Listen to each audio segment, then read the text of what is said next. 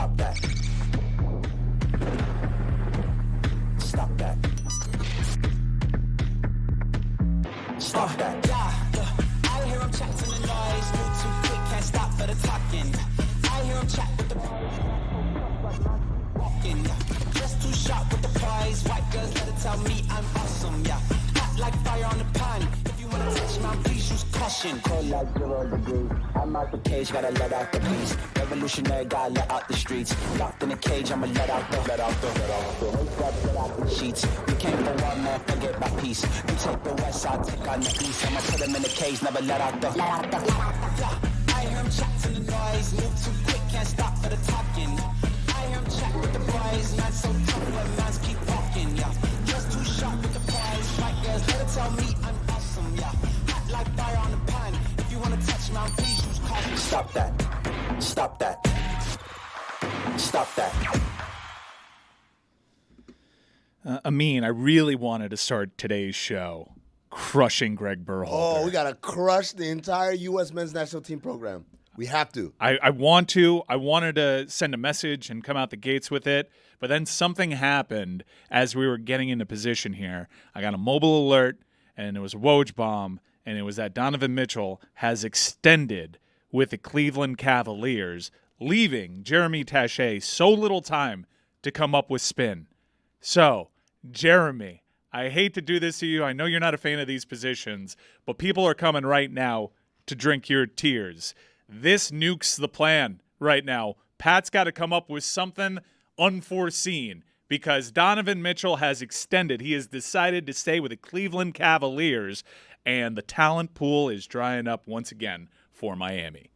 We spoke about it yesterday. That Pat Riley and the Heat do feel confident about the team that they have. I'm just telling you what the Heat think. No, I saw those reports yesterday, and I was like, wow, we're already succumbing. Yeah, I mean, look, those have been the reports all off season long. They were the reports at the end of the season where it was Miami looking at their team, looking at their health throughout the year, looking at what the Eastern Conference standings looked like, and believing they could improve on the youth that they have and not to overpay to go get another star. So they're running it back. I don't know. There's still plenty of time in this offseason to make other moves. All of the flurry of moves that happened yesterday, those are often with the teams that have cap space to move into. You often see trades happen later on. But the reality is yeah, it looks like this team is going to be similar to the roster construction you saw last year, at least at the given moment, unless somebody else becomes unhappy and wants to be either down here or somewhere else.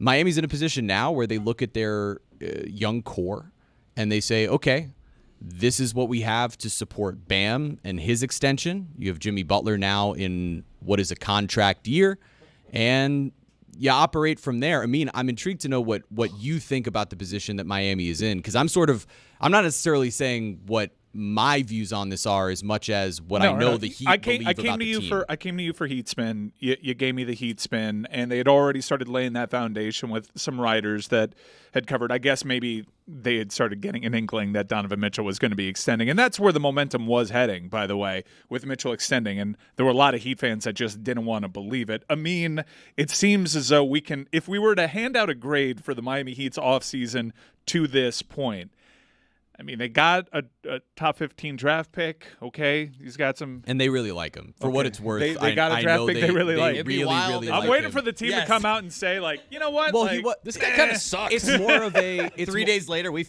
Up. I think in that, all I'm trying to say is he was a guy who was on their board from the beginning, and they didn't take Connect despite the fact that he felt to them. Incomplete for the Heat, but I want to talk about the Donovan Mitchell extension because, like, words have power. Words have power, right? So you hear the story, Donovan Mitchell signs an extension. Like, oh, God, he's gone forever now. He's locked in. How long of an extension? 3 years? Oh, he had 2 years left and he signed a 3-year extension? Because he has 24-25 coming up, right? And then 25-26 was a player option. So what they did was they tore up that player option, and they said, we start the extension there. So 24-25 was already there. 25-26, year one of the extension. 26-27, year two of the extension. 27-28, year three, player option. So in essence, he's just there an extra 2 years from where we thought he would be. It's what Jimmy was yesterday. asking for. Okay, but I understand for Donovan Mitchell, this is not as long-term a commitment as it would seem, even though Cavs fans have every right to be excited because they talked a superstar into actually saying, and it does shift Miami's timeline because when you were thinking about the talent acquisition front, Donovan Mitchell was at the top of the list. He was. He was the guy because, he and Bam are friends. You look at a guy who Heard this for 3 seemingly years was now. unhappy. Heard this for 3 years yeah, now. And a whole bunch of superstars want to play with Bam because they know the deal. They can come right in here and be the guy. Why do the Heat always feel like they're on year 2 of a 5-year plan? Billy, I am welcome of your perspective because I'm just curious. Like, these teams are rebuilding in like 2 years. Every team has activity But except they get bad and then get good most of the time. No, but Would you Miami rather was get bad last and year. then Miami was good, or bad. be a Or be play-in good the team whole every time. good? They've been good. I mean, it's insane to say that They weren't good last this year. build hasn't been good. They They were had bad. a bad year. They were bad last year. They They were also bad had last a year. miracle run the year before where they were playing team again. Feels like a good year, though, right? That's a Great good year. End of the And finals? any year you beat the Boston Celtics in the playoffs is a good year. So we'll take that. But this is a team that has had a few breaks and found good form in the playoffs. Look, if they lose in the first round last year, everyone is saying, "What are we doing here? You got to blow up the entire team. Pat Riley should resign." But they didn't. They made it to the finals, and that's just another chip on the. That's another chip when you're playing poker and you're trying to get talent to come here to Miami. You got the rings, you got the Heat culture thing, and that was just another thing to put under that Heat culture banner. But the Heat fans are getting pretty restless, and Certainly. from what I'm shocked that they haven't done something major. Now, that's not to say they're not working on major things, but the impression that I got from talking to people in and around that franchise was that they got a solid sampling of humble pie, and they knew that things had to change. And for the spin cycle to already be turning about running this thing back and practicing patience, that is not aligned with what I was hearing over the last few weeks. Here's the flip side of that. It's July 2nd. Right. And the pieces and the bodies that have moved are the free agents, which you were never going to factor into, right? Like Donovan Mitchell is the first, that was a guy we wanted. He's off the board. That's the first one that's happened. Yeah. So there's still We don't have a superstar malcontent right now. Brandon Ingram is going to be is he a superstar? Maybe not a superstar. There you go, but Mike. That's the but- name you wanted to hear right off the bat. Mike. Kevin Brandon Durant. Ingram will What about help you Durant? out. Oh Yeah, a ton. Hold on. Whoa. Exactly, Juju. I'm not saying Brandon Ingram wouldn't help, and I'm not saying he's not a good player in his own right. It's just quite the fall. Is it? I think so. Is it? Yeah, from what Depending on the package. what hopes and expectations were. Is Brandon Ingram? Donovan Mitchell versus Brandon Ingram is quite the fall. Yeah, man. I'm not. I got to talk myself into Brandon Ingram. Like to be trudging through these last few seasons, and for the reward at the end of it to be Brandon Ingram is just like. But Brandon Ingram can give you what you need every single night. The most. Right. He can be the go-to guy of the night. He could let Jimmy cook. He could be a facility. Bruh, I think you might need to watch more Pelicans games because Brandon Ingram is that guy. I don't want to watch more the Pelicans last games. That's showing you. You I want to don't watch. I'm Copa. familiar with Brandon Ingram. I don't think you are. I know who Brandon Ingram is. I know you know who he is. I don't think you're familiar I've with watched game. his game. Yeah, he's a nice little player. Yeah, is he a superstar to help win the title? I don't Little think. is so condescending to Little. Like he's not a nice little player, bro. He's Okay, he's a good. lanky player, and he's also one of the highest people I've ever seen play the sport. I'm out. So the last 2 years, right, including this is the finals run year, the Heat have been bottom third in offense in the league, and in the half court, bottom 5 2 years ago, bottom 9 last year. This is a team that is suffocating from its lack of offense. Yeah. The people around it, if you look like around the Heat in that range of like You need buckets. Brandon Ingram gets Orlando. buckets. We're talking about Orlando as a neighbor down there. Think about how bad Orlando is offensively. Yeah. That's where Miami is. Except Orlando, as bad as it is, still has the Paolo Banchero, just go get me one. At absolute worst, right? Miami, Jimmy Butler, you could look through his career. He's not a 25, 28 point per game scorer. He's a timely scorer, but he's not a guy that said, hey, man, just carry me for this whole game. No, Brandon Ingram would walk in as like the go-to scorer, and it's just not. It's just such a harsh recalibration of expectation. It's What, just but like when you say that, you act like it was okay. Are we gonna get Paul George? Are we gonna get Michael Jordan? Are we gonna get Anthony Edwards? No, I was thinking Donovan Mitchell. I was talking myself into Paul George. I still have the pie in the sky scenario of Phoenix realizing that this isn't the path to go down, and he can get someone like Kevin Durant. Kevin Durant excites me more, even at this stage in his career, than a Brandon Ingram. He just does, because I think that with important games on the line, I know what I can get from Kevin Durant, and I just trust him. I have a hard time trusting Brandon Ingram. But he's not. So you could say, oh, Kevin Durant, he's not available. Yeah. When he becomes available, then we can have that conversation. But you can't be like, you guys promised me Kevin Durant level. And so when you say, so really realistically, your Miami Heat offseason has been ruined, air quotes, by one thing, the thing that just happened today, Donovan Mitchell. And I'm here to tell you, Donovan Mitchell's a very good player. He's a superstar. He's charismatic. He sells tickets. He sells shoes. He sells all that stuff. But the gap between Donovan Mitchell and Brandon Ingram is not like this chasm. It's all right, great. cool. It's also to consider Brandon Ingram with the leadership of the Heat culture. That's the part. He's had the Lakers That's a great point. circus. He's had New Orleans where he had to be the guy despite Zion's absence. So imagine him in Spoelstra's locker room. I feel like that would make Brandon Ingram so much better, and he's already good. It's a great point. It's just hearing Brandon Ingram when, once again, everyone outside of let's just put the Celtics aside because they're just running back a championship side, but everyone else, aren't they? Like running back as in bringing back the same they're bringing back the same guys, and it seems the news yesterday they're locking in all their guys and letting some other ownership group worry about the tab. That's genius. I love that. That is a Jeffrey Loria school of ownership right there. Minus the success. Yeah, wait to see. Hey, they're tied in championships. Celtics ownership group and Jeffrey Loria, one title each. Two. This Celtics ownership group won. 08.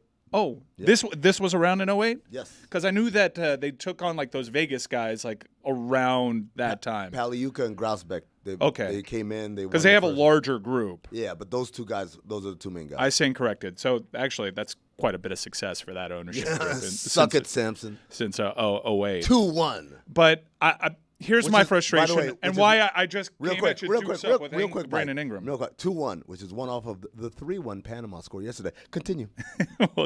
We'll get there. That's but called a tease.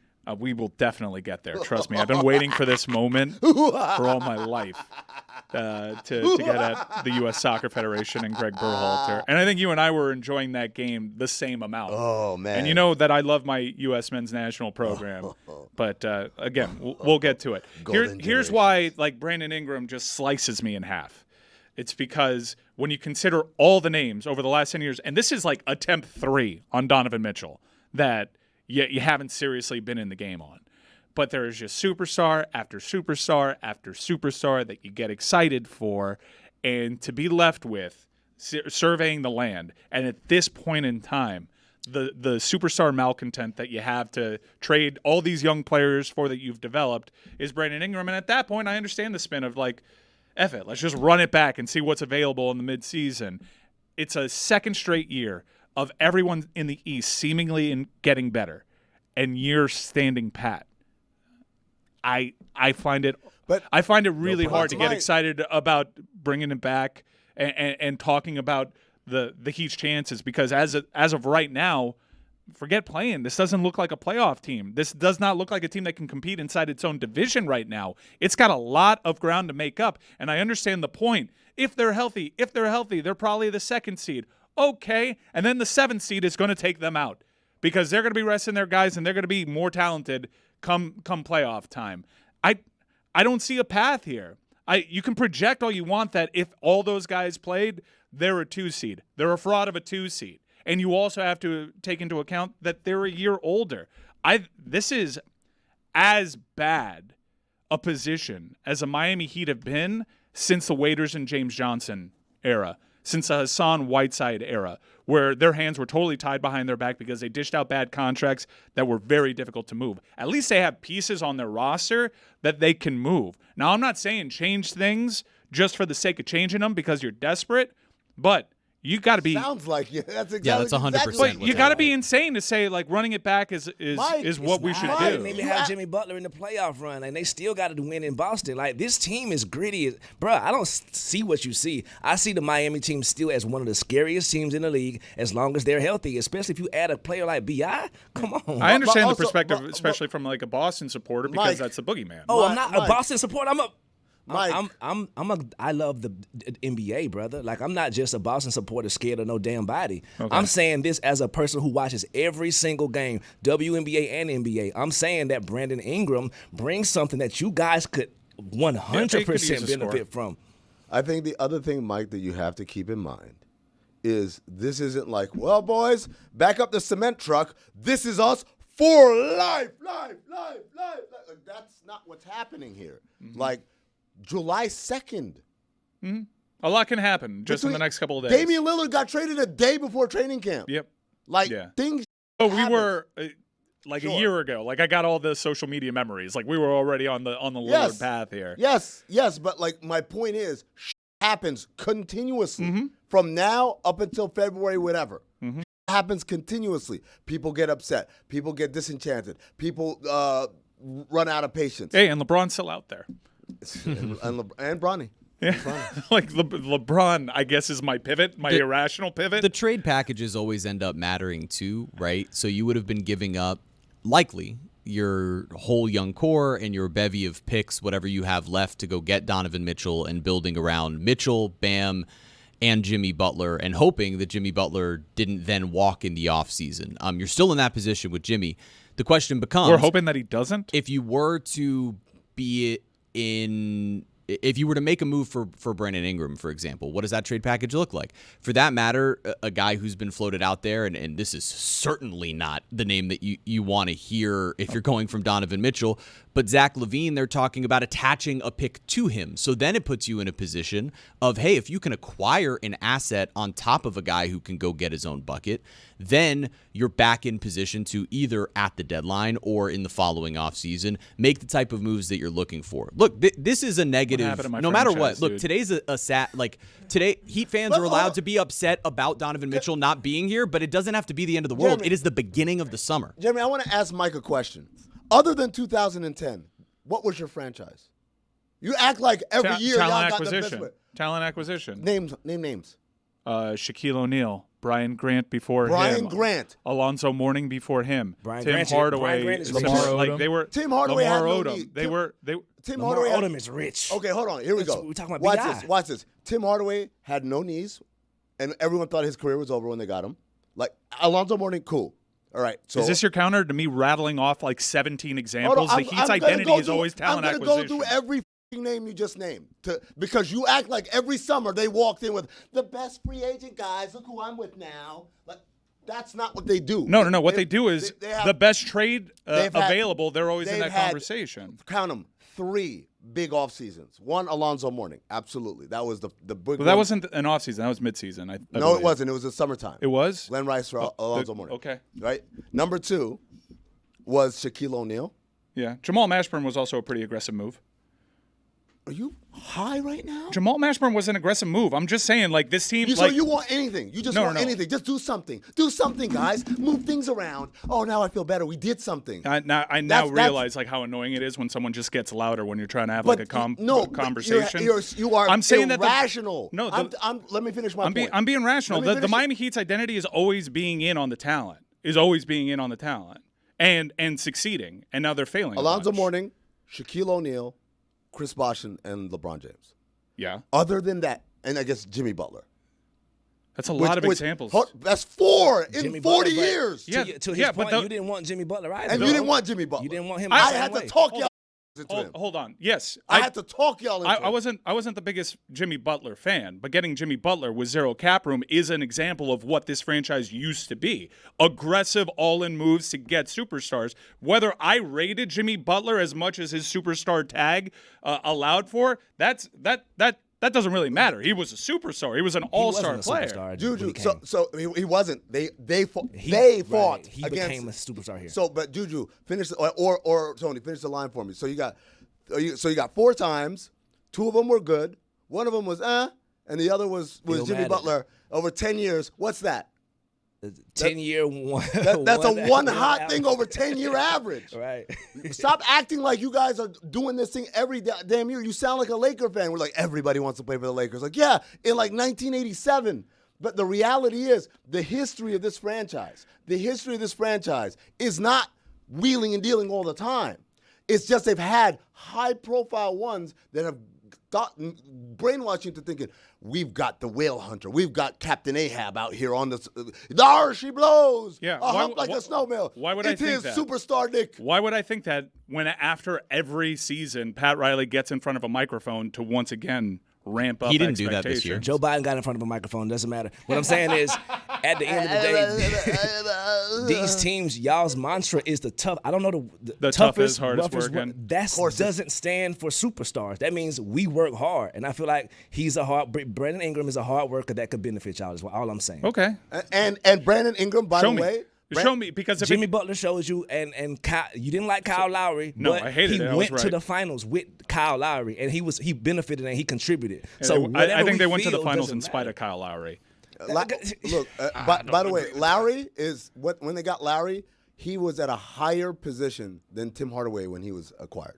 Mm-hmm. Like at that point in their Why are careers. you seizing on the Tim Hardaway thing? Like the Zoe was Okay, a move. Like I'll they seize on, you know Gordon- why? Because season on Jamal Mashburn doesn't do numbers. Okay, that's why. No. But Jamal Mashburn was one of the top names available in the midseason trade deadline. Brian they got Grant. him. Go ahead. Lamar Odom. You can have your opinions on 2 Lamar Odom. strikes. It changed the trajectory of the franchise. He had Goran 2 strikes. Dragic was the biggest name available at that trade You deadline. hated him too. You thought Tyler Johnson was better. We than him. celebrated when we got Dragic, didn't we? I had a very popular Vine. You hated Lamar him. Odom and Brandon Ingram are. You can't say Lamar Odom is a bigger draw than Brandon Ingram. Hey, Juju, you're a basketball aficionado. How many times an All-Star has Lamar Odom been? I don't. 0. I can't. 0. Right. Yeah. Okay. Right? Like, how many times had Goran Dragic been an All-Star at that Right. point? Well, Lamar 0. Odom changed the trajectory of where they were going, and it was an aggressive, splashy move. So, and he then ended up being a key piece in the Shaquille O'Neal acquisition. Dude, I don't know what to tell you. If you don't think that the Miami Heat's whole DNA is built as much on superstar acquisition as it is on the culture BS, then I don't know what to tell you. This has always been a team that has been aggressive in the trade market. And let me tell you something. While I keep hearing about how Daryl Morey, how does he have draft capital? He's in the conversation every goddamn year. And he finds a way to make it happen. He found a way to make it happen again with Paul George. He keeps stealing your lunch money, Daryl Morey. Daryl Morey is what people think and wish and hope Pat Riley can be today. Daryl Morey, 1 conference finals appearance in his career. Yep. In his career. Houston and Philadelphia. Okay, he's had... No, congratulations. That's the guy. Okay. Ooh, yes. How many- Save me. let me ask Save you- me, Daryl How- Morey. excuse Take me. me to the promised land of the Excuse me. second goddamn round. How many conference finals do you think he gets to? How many do you think he wins if Eric Spoelstra is his head coach? Get out of here, man. What? Get out of here. No. This is a big piece of it. Yes. Yes, he has a lot more success. So he has what like, I'm what, saying, 2 reward more? the head coach with aggressive moves as a GM. But You're- it's July 2nd. Okay. It is July 2nd. No, in my mind, it's 2.5 years. 2.5 years of whiffs. In the middle of that, they were in the NBA Finals. Got it. Yeah, and that's always going to be the rebuttal. And a conference finals. It's always going to be the rebuttal. 2.5 years. And if I say Game 7 conference finals and you've been- NBA finals. It slaps way harder than me telling you they've been in the play-in 2 consecutive years. It slaps way harder than Jamal Mashburn and Brian Grant and Tim Hardaway. That's where it slaps harder than. These were aggressive moves. I don't. These are aggressive moves that are just aggressive for the sake of aggression and not because they're actually like things that you take home and put on a fridge. Say, look at what I did today. They got Ray Allen. They got Goran Dragic. I literally rattled off 25 names. And you go to Tim Hardaway's knees. Just unreal. I went through every Just name. unreal. I went through every name you gave me. All right, let's talk about something I believe that we both agree on. I believe that we will. I believe that we will lose. I believe that we will lose. I believe that we got an ass beat. I believe that Panama is better. I believe that this goes la la la la la la. U.S. sucks. Oh, I thought you were still making fun of Heat fans. U.S. sucks. I don't think that's how the chant goes. I think it's how it goes. Look, I watched the game from the Goodyear blimp, ladies and gentlemen. Bird's eye view. So I could see all of the little ants running around on the field. And let me tell you something about U.S. soccer that has not changed over the 150,000 years they've been playing. I don't care who the names are. I don't care the bloodlines, whatever you want to talk about. It's undeniable that this country plays like a pickup game every damn time. Sometimes they win. A lot of times they lose, excuse me.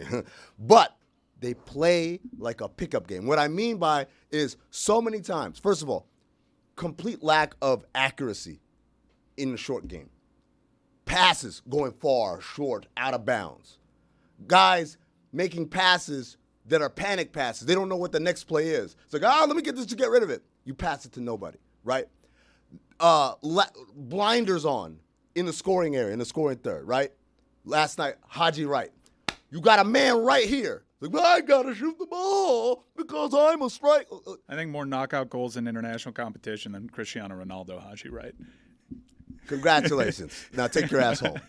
More World Cup elimination goals than Cristiano Ronaldo. Take your ass home and put that on your What fridge. you're saying is not wrong. And I think last night, it doesn't often happen where I'm just like actively rooting against my team, especially when it comes to the national teams.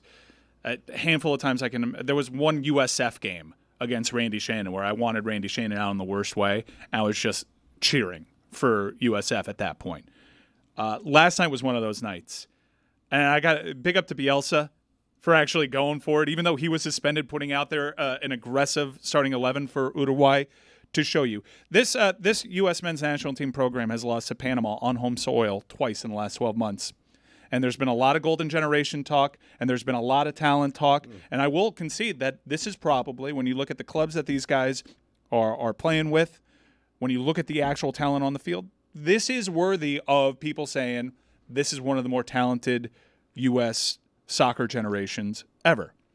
So if you want to take swipes at the talent, Isn't this supposed to be the best team ever? Like, isn't this supposed to be the team that's supposed to win the World Cup America is hosting? It's been dubbed the Golden Generation, and they've lost to Panama twice in the last 12 months. Everything that glitters ain't gold, Billy. Who could have seen this coming outside of everyone who has followed U.S. soccer passionately over the last 5 years? I follow it very passionately. Yeah, and you knew one day this day would come. Now, I don't know if the federation's actually going to do the right thing. And I'm so over this federation and the nepotism that exists within it that I don't expect them to actually do the right thing. So this is an appeal to Gregg Berhalter. Resign with 2 Gs. You step aside. You got brought back. And I feel like he got brought back. New T-shirt. Resign. Yeah, 2 Gs. Yeah, right. I feel like he got brought back because the U.S. Soccer Federation wanted to avoid a lawsuit.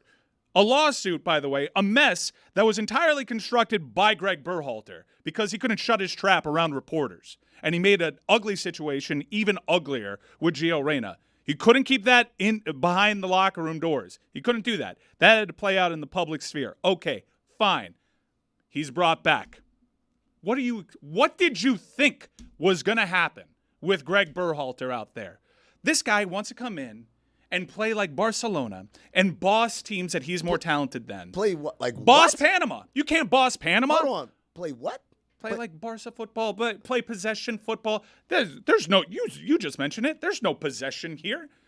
I don't trust this team if they travel to El Salvador to play them off the pitch. Dude, saying they want to play like Barcelona is like saying the Detroit Pistons want to play like the 2017 Warriors. I understand. Look, take swipes at the talent all you want. I will say for U.S. soccer history, there's plenty of great examples of them showing up with a gritty 11 and playing a defensive style, a counterattacking style, and getting the results needed. They did it against literally the greatest soccer team I have ever seen with Spain in the Confederations Cup. I've seen this country when it adopts that mentality, actually gets success. Lean on the athleticism. Long ball it to a speedster over the top, get a goal. Because in the international game, it's not how you do it, it's doing it. Amen. Okay, yeah, okay, that's fair. It's not how you do it, it's doing it, but it's also how you do it.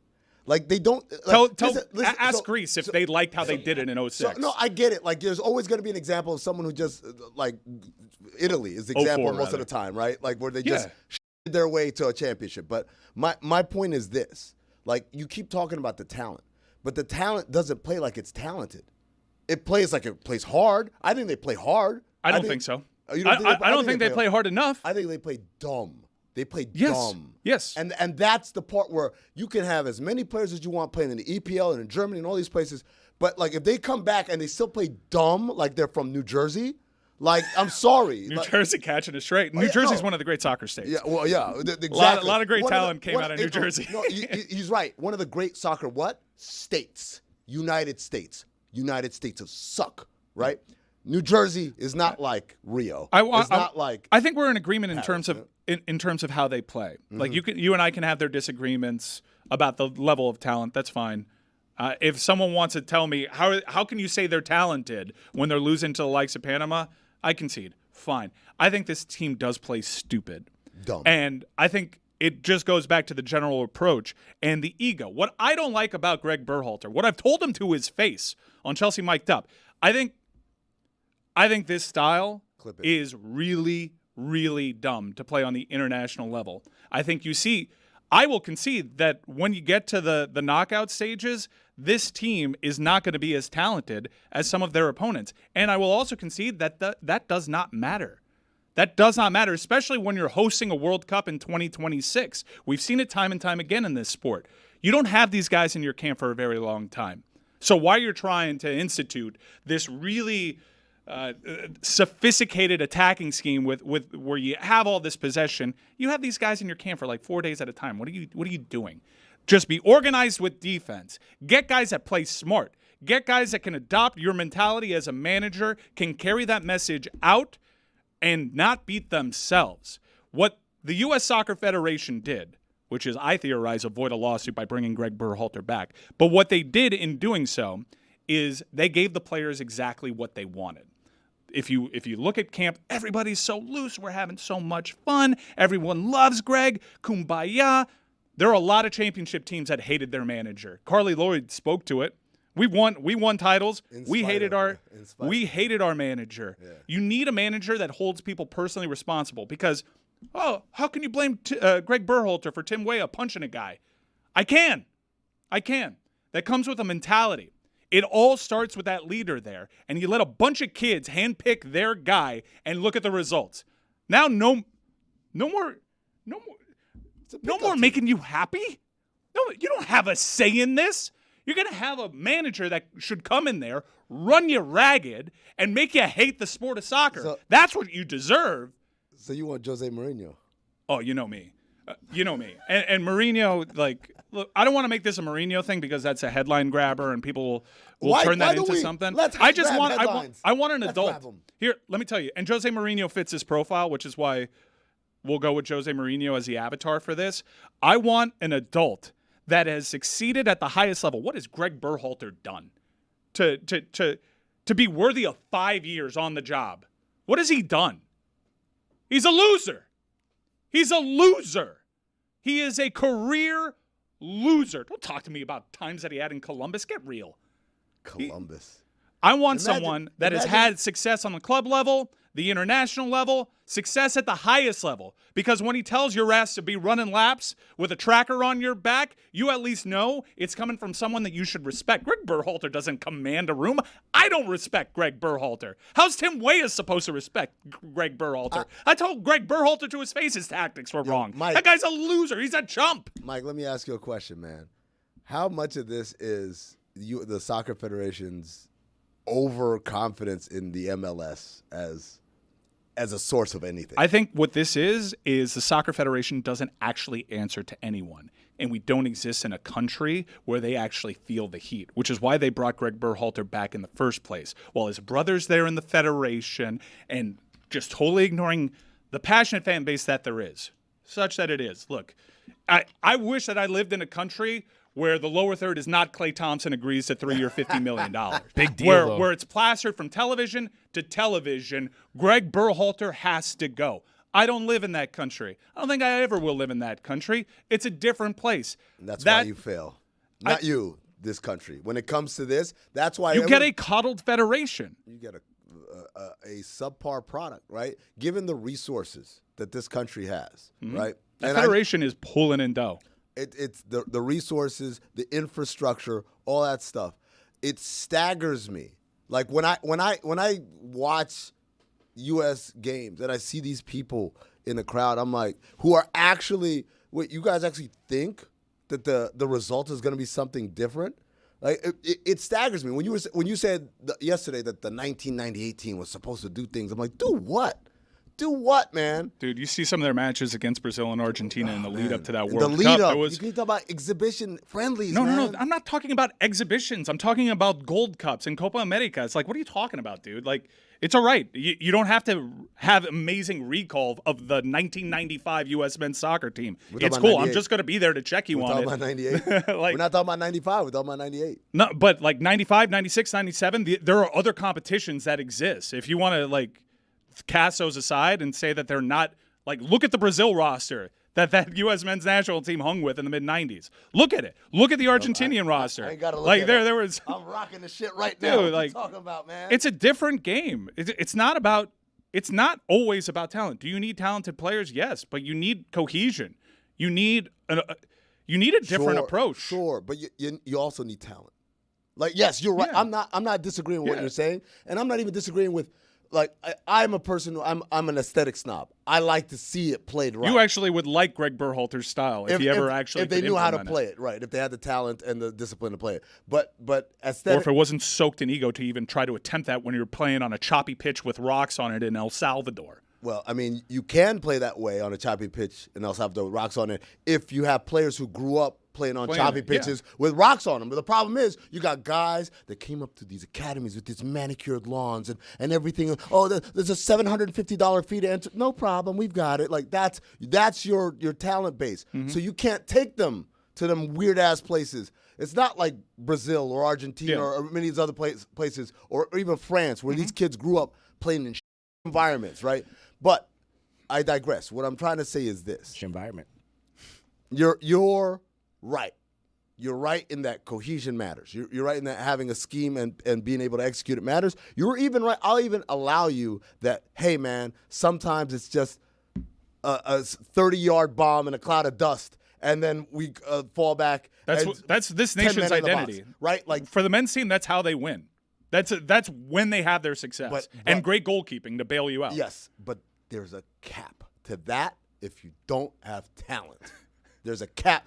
Like, that's good enough for a round of 32 in the World Cup. Yep. That's good enough maybe for a round of 16. In 2002, like they got to the quarterfinals. In 2002, Torsten Frings had a handball. That's the best American team I've ever seen. Well, in terms of results, hard to argue. And they played a style that was conducive to what they had talent-wise. A giant-killing style. Yes, and there are good moments in this national team's program, and there's an identity there. And yes, what you're saying is right. The soccer culture in this country, you can't expect to have dogs on your team when you're going against guys that have been playing barefoot in favelas, and it's literally their way out. You're not going to meet that mentality, that intensity, but you can beat them in other ways.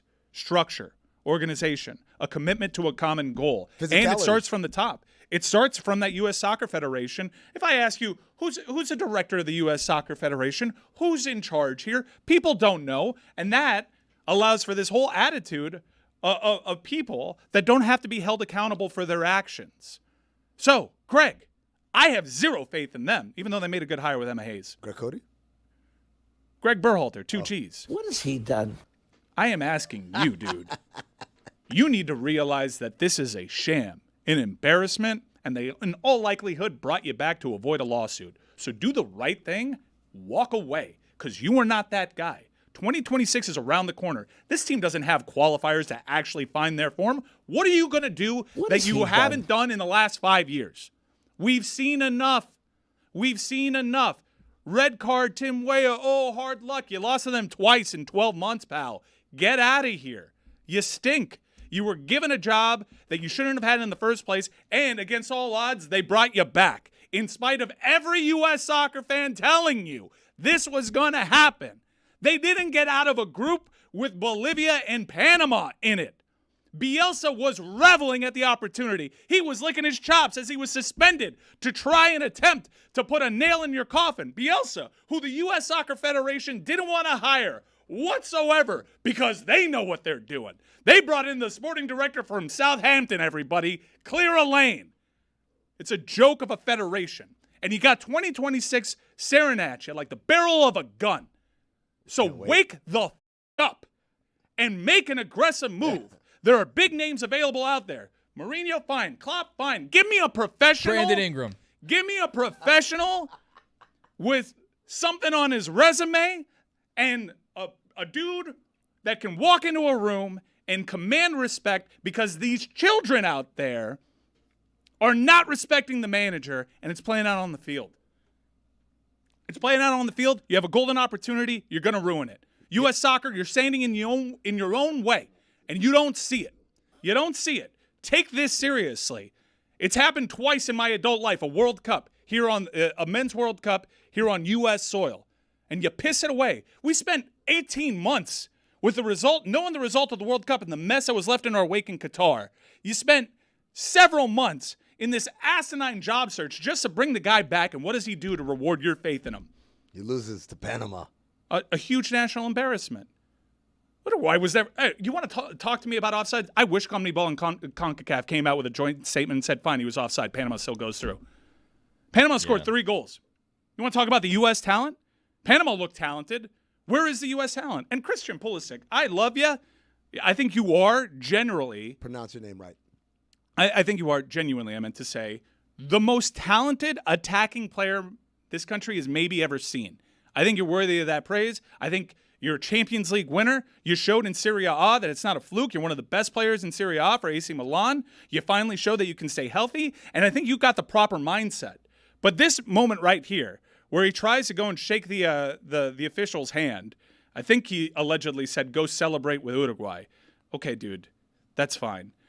You got away with acting like such a petulant child on the pitch. I mean, you should have been given a yellow card. The official kind of acted like a child here in this video. Chris, if you would have seen what Pulisic did that didn't get carded during the actual run of play, where he was just he made contact with the official, he was acting like a child. Chris, he walked up and he talked. He said, "No, I go saw, celebrate with I saw the Uruguay. clips. I wouldn't shake your hand." But I'm just saying, I feel like the official can be the bigger person there and give like a. What the hell with that? Go take your losing ass home. Yeah, that's your captain, and it's just You not. should have gave him a fines. Hey.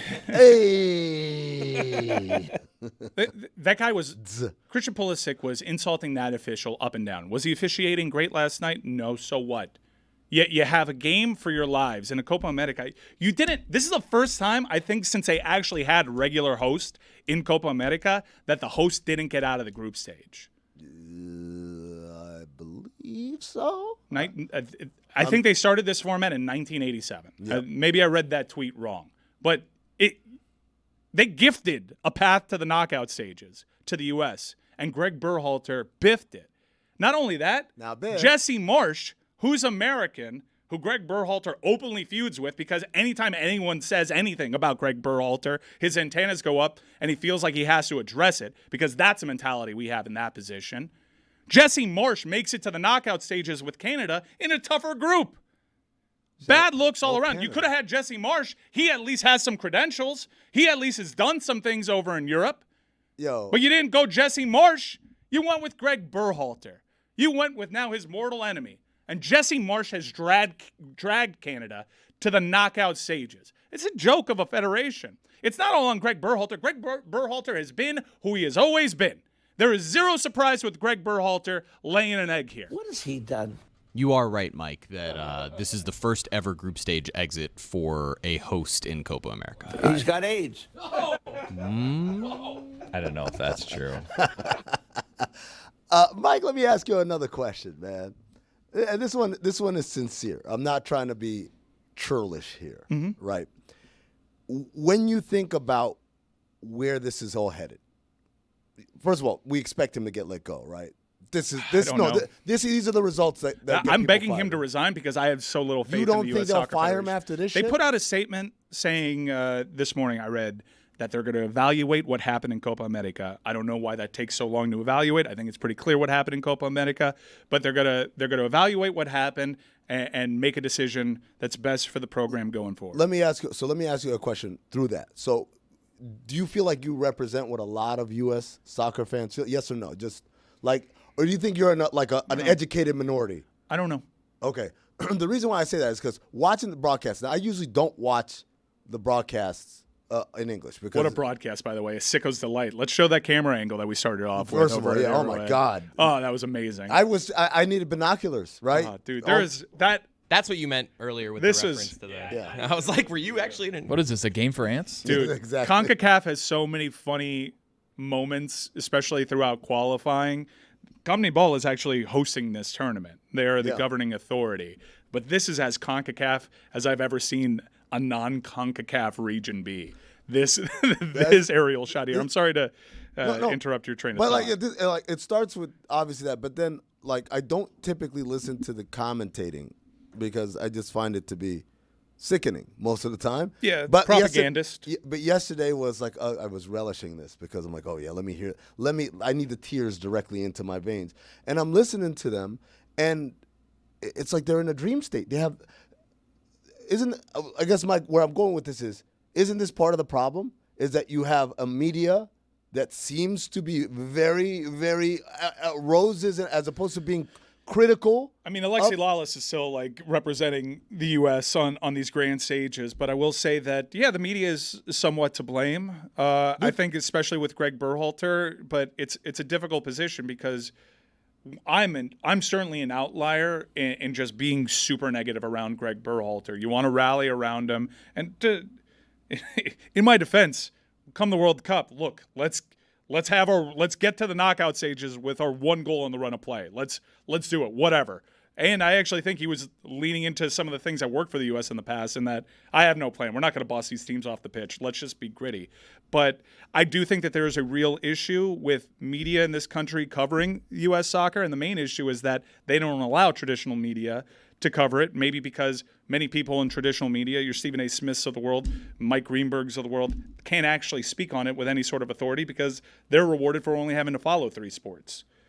But I do think that there was a massive opportunity here. And if you want to say, what's your pie-in-the-sky scenario, 2 pie-in-the-sky references today on the show. Lots of pie. Lots of skies. What's your pie-in-the-sky Also scenario refrigerator for references. 2026? It was always about hosting the World Cup. As I grew to love this game and appreciate it in my teams and to where I am now, to where I'll be 40 when the World Cup actually rolls around. It was always around that World Cup that we're hosting. Can we compete? Can we make a run to the semis? Can we give this country something to rally around? And yet the talent was lining up. This is as talented as a team as we've seen, really. And they're wasting a golden opportunity. And I don't think it's too late, especially if they get the right man in charge to manage the team. But they have wasted something that does not come around often. I was a child the last time. I'm gonna be a middle-aged man the next time. I'm 40. The next time this rolls around. And to not have the progress over the years, the mile markers along the way outside of 02, it's really disheartening. It's really disheartening because this country has a wide talent base to choose from. This country can change its approach and be about the winning. You know what I would do if I were head of the federation? I'd start handing out passports left and right, man. I'd just go down there to Like Rio. Joel Joel, We do. No, I'm aggressively. You don't even Klinsmann was our team. Half the team didn't speak English. There you go. Like when Klinsmann was a manager. There you go. I want a real manager. I want them to do what they did with the women's team and Emma Hayes. A serial winner, someone that has bravado, someone that has cachet, someone that demands your respect. And I want that for the U.S. men's national team. I want Emma Hayes. Bring Emma Hayes. Have her walk across the hall. What happened to the Messi of Medford, New Jersey? I'm working myself through all the emotions, and I'm going to walk back my emotional rebuke of Brandon Ingram. Let's try to have a rational, level conversation about Brandon Ingram, if that is indeed the pivot. Brandon Ingram's career, to me, I understand where he can help the Miami Heat. They need scoring in the half court. He gets buckets. To me, his resume and his general approach does not scream fit for the Miami Heat, but the aforementioned Lamar Odom did not scream fit for the Miami Heat when he came in here, and maybe there are parallels, very similar games too. Well, I mean, I'll be perfectly frank with you. So Lamar Odom played in an era where they had the 3-strike rule. If you test positive for marijuana once, they don't say anything. They just quietly put you in a program. The second time, you're suspended for a number of games, and it is publicly announced. The third time, you're done for life. You're kicked out. Yeah. That's it, right? Lamar Odom got his first 2 strikes his rookie year in L.A.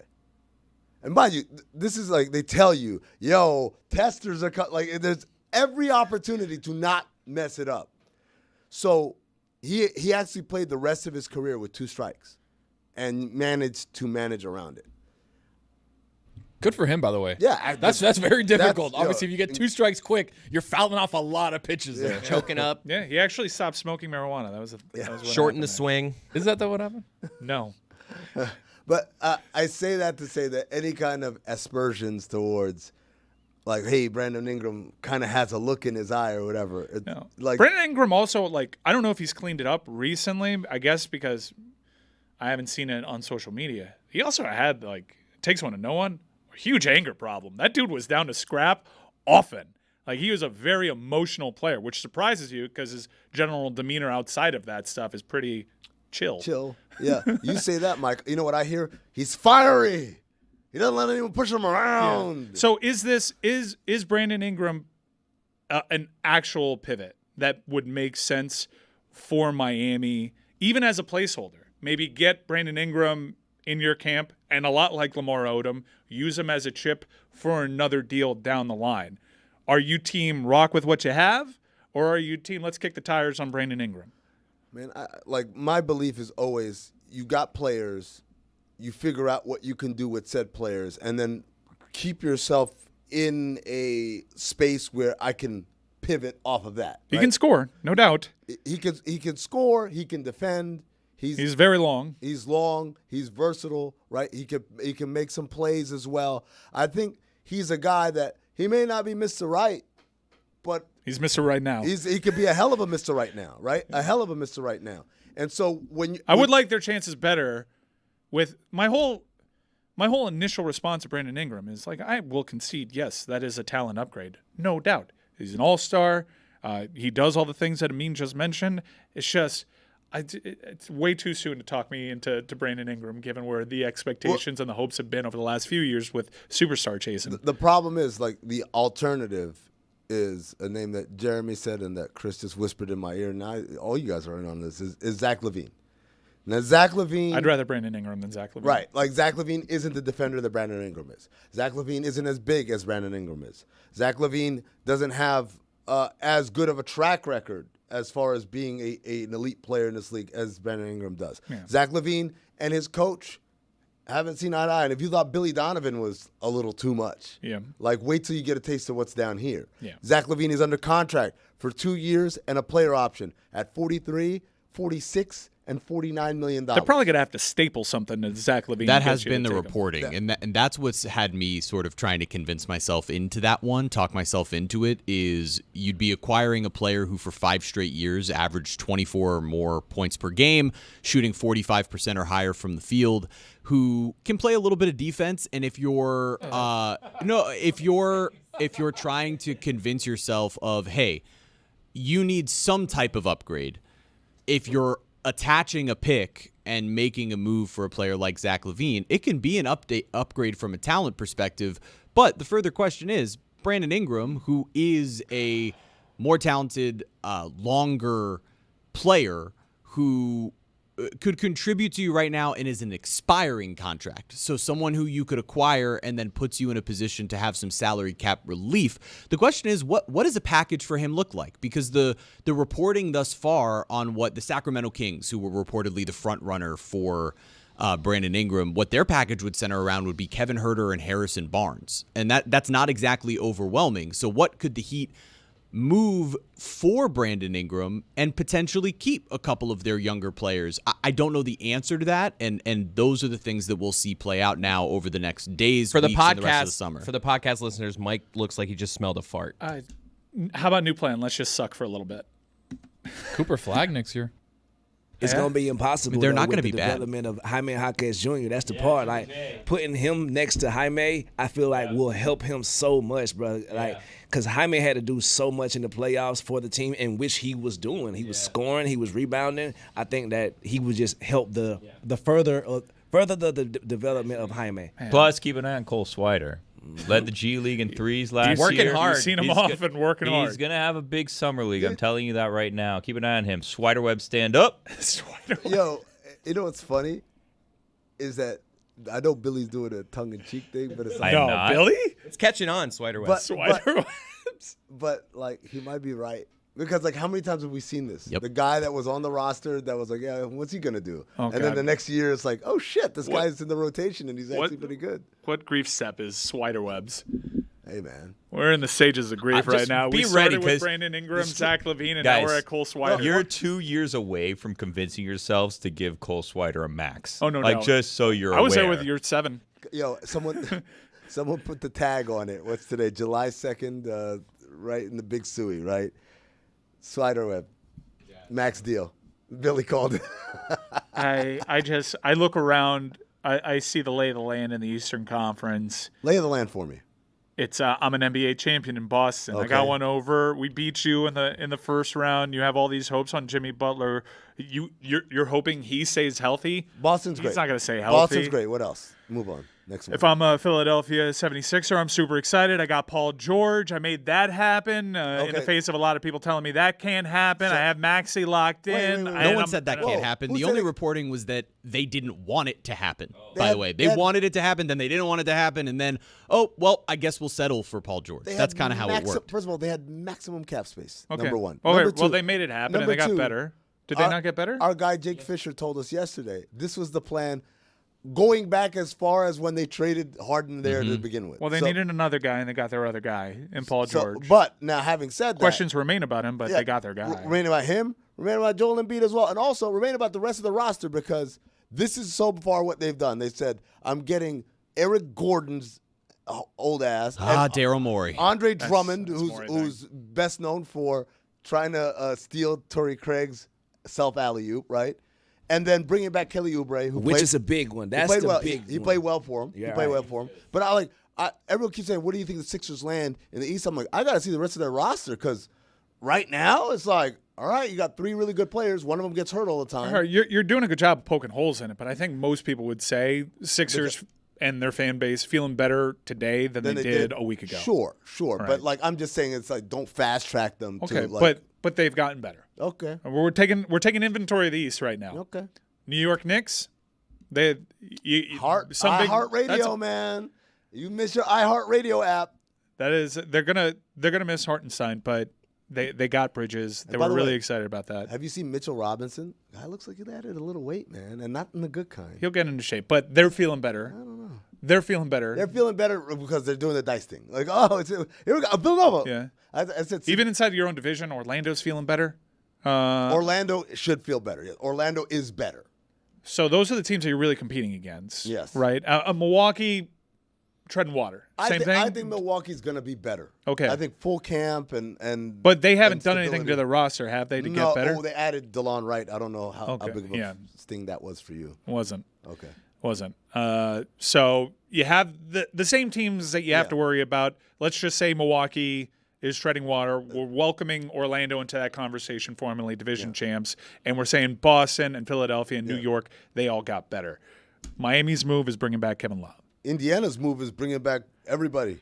Yeah, And- and I think that you're feeling good if you're a Pacer fan too, because you're on an upward trajectory, and you got these younger guys. So were the that are- Hawks.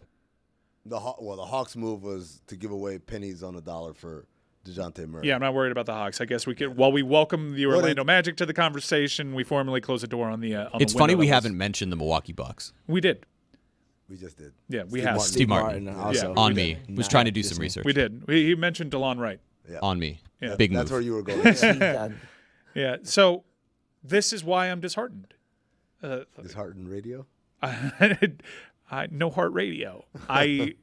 This is not good. This is really bad. We all concede this is really bad. So we just said that the Heat are basically like a 6 seed right now. No, I think they're a playing team again. Playing? Nah. Okay, I'm gonna read you the teams from the bottom. Tell me. Playing the last 2 years. Is that an insult? Mike, I'm gonna read you the teams from the bottom. I'm asking genuinely. Is it an insult to say that a team has been a play in the last 2 years? A 6 seed is just one spot out of being. We're doing semantics. No, I here. understand. Like And that's where the argument is if Jimmy Butler stays healthy, you change your seeding. I don't actually think that matters because of runs like the Miami Heat 2 years ago and the fact that, okay, you're the 2 seed. Congratulations. You're playing the Philadelphia 76ers. You're fucked. Mike, we know. Okay, we can say Detroit, Washington, Charlotte, Toronto, Brooklyn. Thanks for showing up. Adios, right? Yeah. Right. Atlanta and Chicago. I see it like that. That's a tier that Miami's operating Atlanta in. and Chicago? That's scary. Absolutely not. Mike, everyone looks at the Heat above those teams. Even if you're naturally. putting them in the same boat talent-wise, you're putting the Heat above I'm putting them at the top of that second tier. I'm putting the Magic at best, you can maybe group the Magic in Miami's tier. If you want to expand the tier and not say Orlando is just there yet. Oh, Cleveland. Forgot about Cleveland. Cleveland's going to be better. They're better. Dude, this is a playing team But why right are they now. better? Why are they better, Mike? Because they brought their guys back and they got a new coach. They're better because they're running it back. Like I will say, but they're running back a better team. A team that was better by 2 games. And they got a team new that was coach. healthier all year long. Kenny Atkinson, I don't know why last it year. took what? I'm sorry, why did it take Kenny Atkinson so long? It didn't. Charlotte offered him the job, and he took it, and then he realized that they were going to do the Charlotte way, and he said, never mind. Yeah, because he had a nice start to his coaching career over in Brooklyn. Uh-huh. I think that's an upgrade. No, it is. I think he's going to help them. They'll be better. Yeah. So all these teams are doing something to improve their team. But I would also say that, again, these are all marginal improvements. These aren't like massive. Look, Paul George has the potential to be a massive improvement. Guys, 4 games separated 8 seed and 2 seed last year. I'm aware. I'm just saying. You're banking on a healthy Jimmy though. Like Yeah, Jimmy, the most Jimmy's he's ever gonna get played for the worse. Heat Well, is hold on. 64 Thank games. you, Billy. He That's doesn't. active. That's a decision. Like there's a difference between load management and being injured. Yeah. And I think that is what you heard from Pat Riley how do they in bridge the his gap, postseason Jeremy? press conference. But how do they bridge the gap if you're Jimmy conceding? Butler reportedly playing for a contract, his last contract. If you don't Last think big that deal. contract years mean something to the NBA and to every other league, look at every star player in their contract year and the way that they play. Jimmy Butler showed you in moments last year, he had his most efficient season. He didn't play a ton of games. He didn't take over quite as many games as you anticipated, but he still had the ability to make that impact. And if he and the rest of this group are healthy, it's not to say that they shouldn't be trying to make moves to improve the roster. But I think that their line of thinking is the continued development of the young players and a little bit of health like- changes by 5 or 6 games, no different than KCP you might say- do it for Orlando or anybody else. You say he didn't play a ton of games. He only played 4 games fewer than the season before. He just doesn't play that much. And in that year, they were also an 8 seed, right? If he played more games, which is what Pat Riley has been arguing with Jimmy's agent and Jimmy for the last couple of seasons, which is why it boiled over in his post-year press conference. And the main guy he was calling out was not Tyler Hero, was not Bam Adebayo, was not anybody else on the team. It was Jimmy Butler because he views it that his star should be out there, particularly when he saw Boston have all their guys play all year long and the Knicks overachieve because those guys played so many minutes. That's What's the just number not of what years? he does, though. Like, he hasn't played more than 70 games except twice in his season. The last time was in 2016. He just doesn't play that many games. It's a risky plan, putting all your eggs in. Jimmy's just going to be better at his age with all those minutes and with the recent. I don't disagree on that. What's the number of games that Jimmy has to play to be a successful season?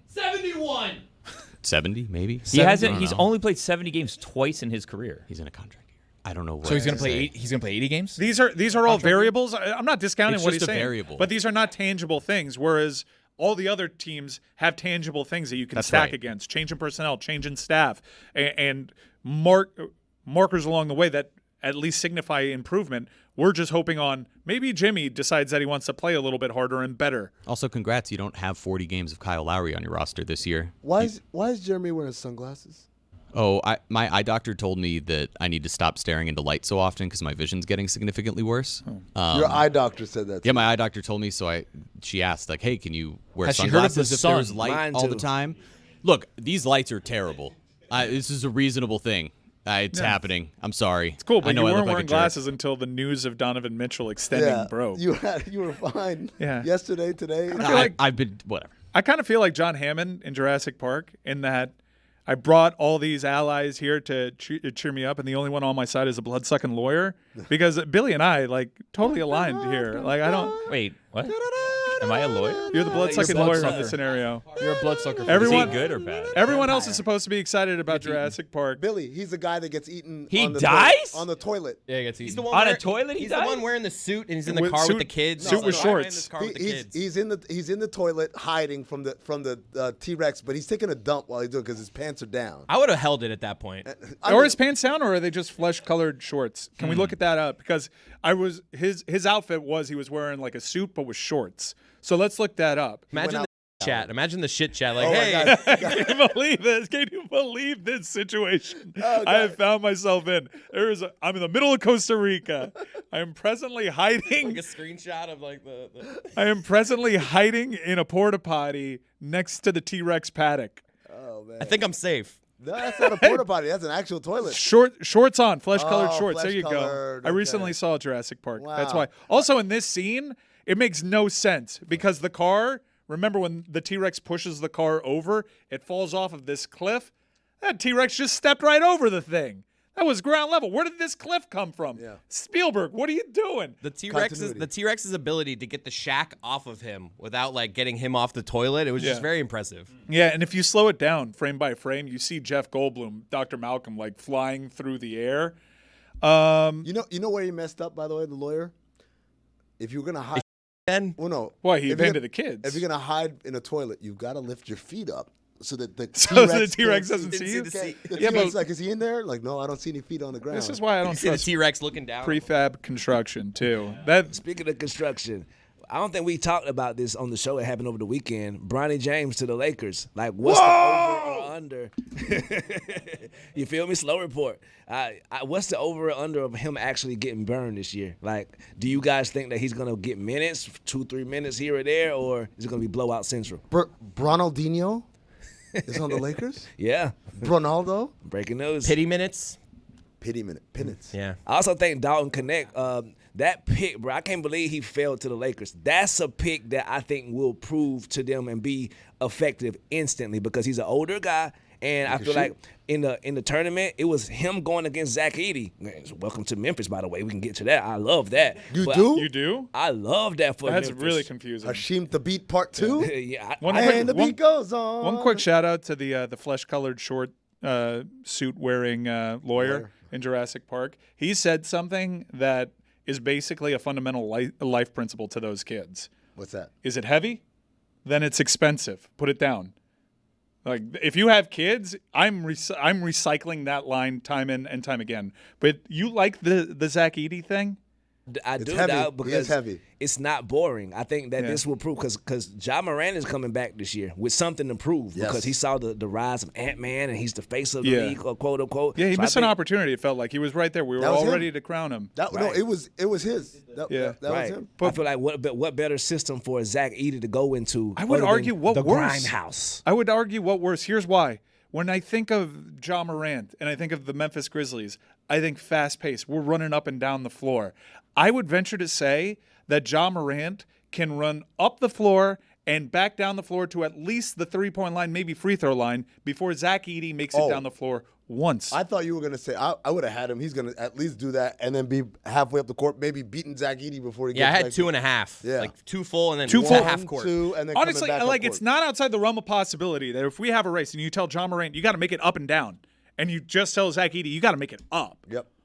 I think I would love to see the line on that.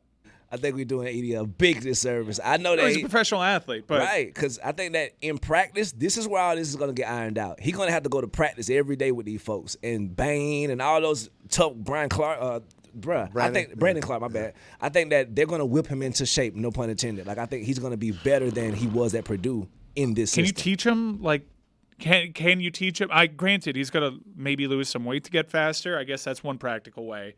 But like his feet don't come off the ground. I don't know how you teach this. But also, aren't you taking away what makes him special? Is that like it's just a weird fit? If I slim him down, that's like now I'm taking away like, oh, here he is running. We got him running at the combine. Come on. He runs like the guy from Happy Gilmore. Dude, if we Jaws from I feel if we do the Rich Eisen and dress shoes running the 40 next to him, Rich Eisen's pulling away. He ain't gonna have to do all of that though. He's gonna be sitting next to Ja Morant, high fly. He's gonna have shooters around him. But I think he is gonna have to do that because he is sitting next to Ja Morant and having high flyers around. Are they gonna play? Are they gonna have like a 4-on-5 and Zach Edey's just gonna be hanging back? Like, you guys got this, Bruh, he was a top pick in the NBA draft. I feel like the Memphis Grizzlies organization have a plan for Zach Edey, and I can't wait to see it. I'm gonna tell you. I know it's not the same front office, Juju, but a decade and a half ago they took Hasheem Thabit, and we were like, what the. You doing? Like we was in the war room in Phoenix, and I swear to God, the conversation we had before the draft was, if Hasheem Thabit falls to our second round pick, do we take him just on principle, right? Because we just looked at, and this is 15 years ago, right? We were like, the way the NBA is going, there's no place for a guy like that if you aren't like this incredibly skilled dude, right? And so imagine our surprise when we saw him go number 2 overall, right? Over James Harden, over Steph Curry, over Ricky Rubio, right? But I say all that to say, Zach Edey, one of the things I look at, I'm reminded of watching him play, what was the kid? Jahlil Okafor at Duke. And it's the same thing. It's like, you're big, you survive on being bigger than people. How skilled are you? Can you step out a little bit? Can you shoot? Are you a good passer? And it was like, no, I'm just big around the basket. And I'm like, okay, but that's not good enough. Are you a dominant defensive player? Zach Edey's got more to work with than Thabit does offensively. Than Thabit, yes. But I'm saying Jahlil Okafor was a great college offensive player. But it's like, in the NBA, the things that you're good at aren't as important. I definitely understand what you mean. Doesn't it go against the bill that they kind of already have with Ja Morant, where they need spacing, they need him to get to the floor to get to the basket, like, and then all of a sudden you've got an 8-foot guy standing in front of the basket? There's like a scenario in which Zach Edey can be a pro, I think. That was just like, if you asked me what's the strangest landing spot for Zach Edey, the one that makes the least sense, I would have said Memphis. So I don't know if it's going to work. I looked up to, by the way, the Carton Show is on one of our TVs, and I looked up hoping that I'd see some soccer coverage. This is a Euro partner there. And I did see soccer coverage. It wasn't Gregg Berhalter, because I would love to know what Plaxico Burress thinks about all of this. But the lower third said, yes, Ronaldo's the best player in the world, but missing a PK and crying is a bad look. Miss me with like the first 4 words of that lower third. What are we doing?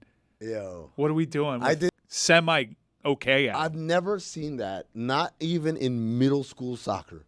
I've not seen at any level, at any stage in my life. We're going to do PKs. The first 3, we're going to get just stoned. I think you're more likely to cycle through the entire roster twice and have everybody make them, including the goalies, than what we saw miss 3 at the 3 in a row. Like, they did not make – they got shut out in a PK. Ronaldo, best player in the world, is what we went with. We know, man. He doesn't know. What is it? That's like saying like Michael Jordan's the best player in the world. Like, he's alive technically. Well, not technically. He's very much alive. So until he dies, he is the best player in the world. It's like saying LeBron still is, no? It's like a pretty good comp. Not exactly. But LeBron isn't the best player in the world right now. That's what I'm saying. Yeah. Like, it's like saying that right now. Except it's like someone saying like he's definitely the best. It is still. like that, only you're asking Plaxico Burress that question. So the media landscape's really let me down in terms of really riling the base up and getting Gregg Berhalter out of here. As I mentioned earlier, the United States Soccer Federation did come out and say that they're going to be taking inventory of things and seeing where they go from here. But there is a pretty huge soccer game that does not feature the U.S. Amin, talking to you. You're wearing your Roberto Carlos number 6 blue Brazilian jersey. Ooh, yeah. Big game or not a big game, because there is something at stake here, and there's always something at stake whenever Colombia and Brazil get together. Yes. But there is positioning within the group, and that affects your opponent in the knockout stages. Brazil fortunate to be in a really top-heavy group, because this is not they are not playing well presently. The first game they did not play well. They haven't been playing well recently. Yeah. Especially for Brazil. Yes, they are below standard. And we mentioned yesterday that Ronaldinho has just thrown his hands up and said, I'm not watching any of these Copa America games. There's a lot of weird stuff. Some of it honestly feels a little homophobic with some of the public stances, like we're not going to allow pink hair. Like there's the vibes around the Brazilian soccer team right now are pretty bad, and yet they're going to easily get through this group. And they have a Colombian opponent, which, again, miss me with all the talent on the U.S. Roster talk. You don't necessarily need talent to be a really successful international program. Colombia is still relying on James Rodriguez. They're still relying on the dude. That's crazy. Lucho's a good player. Lucho plays for Liverpool. He's I would say, like, you could make an argument Lucho's better than anybody on the U.S. team. I think a lot of people that live and die. Colombia's talented. No, I'm not saying for a Colombian national team to get there, they're on an absolute heater right now. A big unbeaten streak. Like, they're really, really good.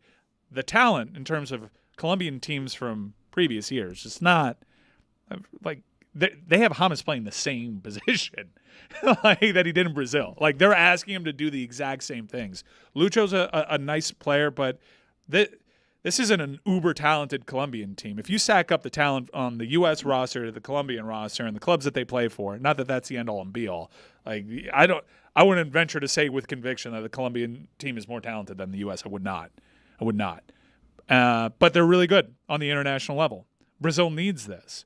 Brazil, for their vibes, for their program, they could use this, and they could use an easier opponent in the knockout stages. Yeah, exactly. The number one reason is you want to be the number one team in the group, because then you get an easier draw in the knockout stage. Yeah, and I will say, like, for the sake of this conversation, my favorite player in the world right now, the player that I would say is the best player in the world right now is Vinny. Yes. Yesterday, Vinny Jr. is my favorite player. Dude, he's my favorite player too, man. Yeah, and I like, honestly, his name should be in the conversations with dudes that overcome such horrible, blatant racism. Like, not since Cap has there been an athlete that has had to deal with this, both on social media and in person. Leagues and federations doing nothing to curb it. I'm going to say this, and I know Cap went through a lot, particularly when you go to social media, but, like, Cap at an NFL game is not getting a fraction of the racism that Vinny gets at a Liga game. And he caught some heat from the federation too. Like, everybody was upset that he had braids. Like, some of this stuff, some of this stuff is mad coded. Yes, mad coded. But absolutely. Brazil's not in a good place right now, despite having a player that we both immensely rate. I'd call him the best player in the world. What is going wrong with this Brazilian team? You always like Brazil's chances. You're always going to be cocky. For those that don't know, African nations, they root on Brazil. That is essentially their adopted team. My dad told me a story of my uncle watching a Brazil versus the Netherlands. This is years and years ago. And, like, Brazil wins, and he comes home and he sees his son. He's like, oh, yeah, Brazil won. And his son has a sad look on his face, and he says, I was rooting for the Netherlands. And my uncle was like, where did I go wrong? Like, he literally had, like, an existential crisis of, like, oh, what have I done? I raised a child who's not rooting for Brazil. But, I think all of this is the weight of expectations. The weirdest thing, Juju, were you with me when what's his name? When Joe Mazzulla started talking about Brazil? Yep. So Joe Mazzulla, in the middle of the press conference, because one of the reporters was from Brazil, he starts asking him, like, yo, what's it like for, like, Neymar and those guys? Like, yeah, they get crushed every time. It's like, yeah, is it fair? So he's trying to compare the pressure that Tatum. It's always dicey whenever Joe Mazzulla starts asking questions. Dude, could have been a jiu-jitsu conversation. You never know. We were all like, where's he going Very with this? strange. Where are we going dude. with this? But eventually, NBA champion forever. Yeah, Jesus. Eventually, like, he landed the plane, and the plane he was trying to land was that, like, Jason Tatum and Jaylen Brown are under an undue amount of stress and pressure from a fan base that has expectations of greatness all the time. The weight of the badge, the weight of the shirt. It's Exactly. a big thing in soccer. And playing for that country in particular, people are wondering, and the Carton Show was wondering, how was Ronaldo crying after missing a PK? It transcends reason and logic. You just don't understand in this country. And that's you really don't. That's the thing when, I remember maybe it was a year ago or so, we were having a conversation here about like the greatness of individual careers. And you guys were saying, well, Messi won the Ballon d'Or. And I'm like, dude, none of that matters. Like, I know it matters and they get paid for it and all that stuff. No, Messi's legacy was totally hinging on a World Cup. On winning the World Cup. On a World Cup. Like, there's nothing. You're playing for your national team. Because the all-time greats have that to their name. Exactly. Is what we were having with the McDavid conversation. Exactly. Like, the greats win that game. You got to. You have to. You don't get to be in this conversation without A, World Cup, and B, welcome to the Carton Show. Does Ronaldo belong in that conversation? Where's Tim Hardaway? I saw a story on ESPN that I was wondering your guys' thoughts on because I don't know the actual answer to this about Messi. And it said, this was written last week. At the time, it said Messi has yet to score in the Copa. Is MLS making him worse? I love that. Billy, I'm familiar with your Copa America work. Congratulations on finally getting that to catch fire. No, what was your weekend like? What, mine? Well, I was at a wedding, but I did see that I had leaked tapes come out that I did not authorize, where an off-air conversation happened between Stugotz and myself. You weren't performing at all there. No, we were actually in a break of God Bless Football, and I read an article, and I just read it out loud. You're talking into the mic. Well, we were in a room with microphones in front of us. What were we supposed to do? I'm supposed to know I'm going to be betrayed. So, why is this grenade exploding? Yeah. No, like this. Mike, it's like this. Correct. I don't understand this. Pulls the pin out. A lot of hate all of a sudden. I didn't understand where it's coming from. You've been a volume shooter with this Messi Copa America take, too. That's an actual article. Juju saw it. I showed Juju the headline. I was like, I don't know the answer to this I think you question. were genuinely confused. Like, what did I do different for it to finally catch attention now? Did it catch attention? Yeah. Really? Where? Yeah. In soccer worlds? Yeah, in soccer worlds. Really? And people Why? that want to laugh at America world. Why? I don't want to get into it, Billy. I think it was the cabana after the. That's Copa. Stugotz said that. I was just repeating that. We were just talking, having a good time. You know what I mean? Just two guys talking some dismissing football. like one of the more prestigious competitions in the world that are doing. If it was so prestigious, they wouldn't have let America in. That's a good point. Big Lionel Messi. They've let America in a couple times. I've actually, that's a weird one because they only have a certain amount of teams. Like, sometimes you'll watch a Copa America, which is South America's competition, and you'll be like, what's Japan doing here?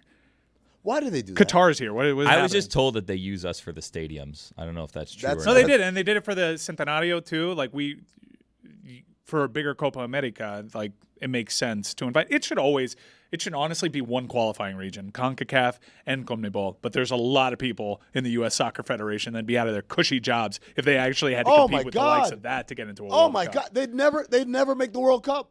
They would never make the World Cup. No, they'd get more slots, and the World Cup is expanding, but it'd be they struggle at Trinidad and Tobago. Dog. Panama. You gotta go play a road game in the mountains of Bolivia.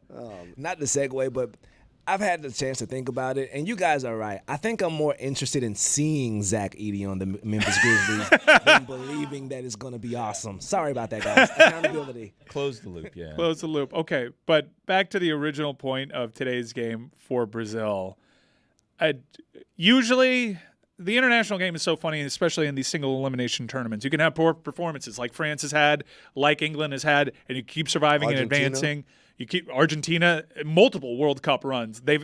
Argentina came out of the gates and lost to Saudi Arabia. They lost to Saudi Arabia. So, it's a strange sport. Take me back to that time. You were so Oh, my happy. God. Because the second game they played, I remember, they were they down 1-0 or was like this? Yeah. There was a moment, And that wasn't your vintage giant slaying performance. Like, Saudi Arabia was good. Good. Yeah. Oh, they went out there. They didn't Boss sneak one that by. game. Yeah. No, man, that was a time, man. I was like, they're gonna get knocked out in the first round. I was beside myself. Can you imagine the pressure that was surrounding Messi in that moment? I digress. Oh my God. It's not like the pressure that's around. It's the thing I'm most upset about is like now he gets to walk around like he got a World Cup. Like he got a World Cup. That's PKs, man. Come on. Like he got a World Cup. He was also electric in a final against another player that can lay claim to arguably best player in the world. That's the best player in the world. I still like Vinny. I still like Vinny a little bit more, but we'll see. They're going to be playing on the same team right now. Mbappe Yeah, no question. On the international stage, on the biggest stage of them all, he's delivered for his country. Club, he's come up short, but he also plays he's been playing in France where it's not the best competition. That's why he's moving. Where Vinny, he steps up to every big moment, club and country, and he's going to need to step up for country now. He really is. Like, it's not. Yeah. Everyone's saying, like, this Brazilian team has fallen off. And I see Vinny still, like, first name on the team sheet. I'm, like, trying to wonder, it'll never fall kill off. for these kind of problems. It'll never fall off. It'll never. There's this little kid that's coming next. Like, it never falls off. Mm-hmm. That's the beauty of Brazil. It's like there's always someone. You're in a doldrum right now. Not really. Where are you going to feel? Like, what are you going to be feeling if they lose to Colombia? Like, it's still gone. I mean, it's still. I mean, they'll still likely make it to the knockout They'll make it to the knockout stage. That's not a big deal. Unless, like, a crazy. I want them to win because I want Brazil to win every game. I want them to win because I want them to have an easier draw. I want them to win because I want Colombia to feel like, nah, man, you still down there. You're not up here yet, right? You know how, like, we were saying, like, African nations support Brazil, like, it's something that you have to do. It's essentially your birthright. That's kind of like Miami folks with Colombia.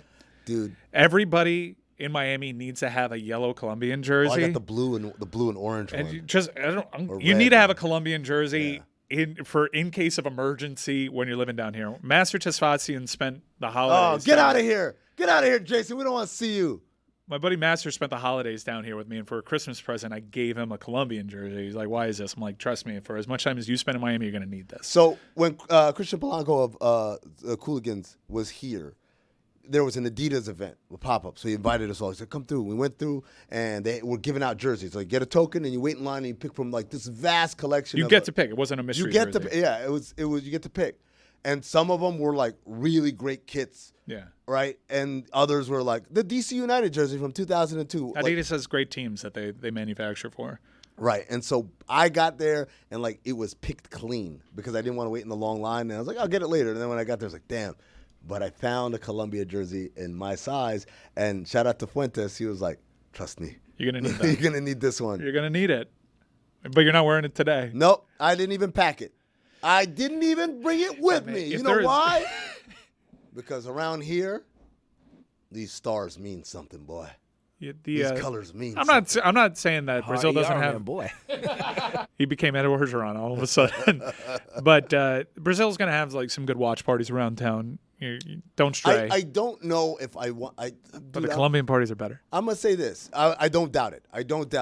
I realize one of two things. Like, I can't watch games in public for one of two reasons. If it's Brazil, I get emotional. It's funny. I make fun of fans. I've watched a Brazilian game with you before, and, like, you're pretty closed off to the world. I can't. My kids were laughing at me watching the Costa Rica game because they were like, what's wrong, Dad? And I'm like, shut up. Get out of here. Leave me alone, right?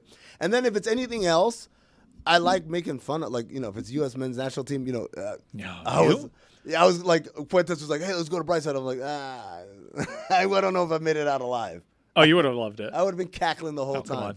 So, like, I've been there for a Colombia-USA game. Oh. I'm American. You know where I'm at with Gregg Berhalter. So did you wear your Columbia jersey? No, I didn't do it. It was like the day of a Panthers game, so I was wearing my Panthers stuff. But I was high-fiving when Colombia scored. Nice. I hate what I've become. I'm rooting against this nation in soccer just because I want to see change that bad. One of my fondest memories ever was 1995. I'm in high school. I'm at Central Park. I'm playing soccer. With a bunch of, just pick up soccer or whatever. And the dudes had the radio on the side, and it was Colombia's, like, revenge against America because they lost in 94. 95, they beat them, like, 4-1 or 5-1 or something like that. And, like, every time. There was a lot of fallout from that loss. Oh, my God. Everyone was that was, I think, my first, like, pangs of actual joy. Like, oh, America getting destroyed. I love it. I mean, it's like rooting against the Clippers historically, though. Like, there's not a lot of opportunity for, like, getting at somebody. You know how the story always ends with the U.S. And it's not like this is a country that'll give you the tears. It's largely avoidable on the networks that cover this thing. Oh, yeah. There's a really passionate U.S. soccer fan base that, the Outlaws, they live and breathe this. So I don't know who, you get a lot of satisfaction from the troll, and there's not a lot of people, there to troll. Oh, first of all, Twitter would beg to differ. Yeah. Oh, man, I love it. They were like, what's Sudan doing? I'm like, well, Sudan's about to qualify for this World Cup. And by the way, you think I'm obnoxious in Brazil? Let Sudan make it to a World Cup. in America. Mm-hmm. Oh, Imagine man. if they're in the same group. Dude, as Brazil, North Korea might make it. I've been asked that one, man. That? I don't know what I honestly don't know what I think I would just show up wearing black and be like that, like just like tennis, just clap for everything because I can't even fathom. But I have me on Bills Eagles Sunday. Eagles, there you go. You get the half and half, where you got the half jersey, whatever. The thing I or if you're traveling to see the Eagles and Packers in Brazil, you're gonna have to wear black. No green allowed. What? Yeah, no, it's because of the stadium that they're playing in. Oh, The gang violence. yeah. It's a rival Where are color. they playing? Which is the stadium that they're playing in Brazil? What's the team that they play? But There's got to be someone who doesn't keep up with the news that's just going to show up in green. Hi, guys. Let's have a nice day. We have two teams that both wear green. Yeah, To a place you can't wear green. I kind of blame the NFL on that one. Yeah. Like, Right. what are you thinking? Eagles have the why black hold this set. at they're not like us stadium. They're playing in Sao Paulo. Should have sent Raiders commies. No green. But if Sudan makes it to the World Cup, I've decided that I'm going to have at least one event where I'm going to take the entire team out. I'm going to foot the bill. We're going to have a big dinner, and I'm going to give them a speech about, like, hey, man, we're, like, really proud of you guys, whatever.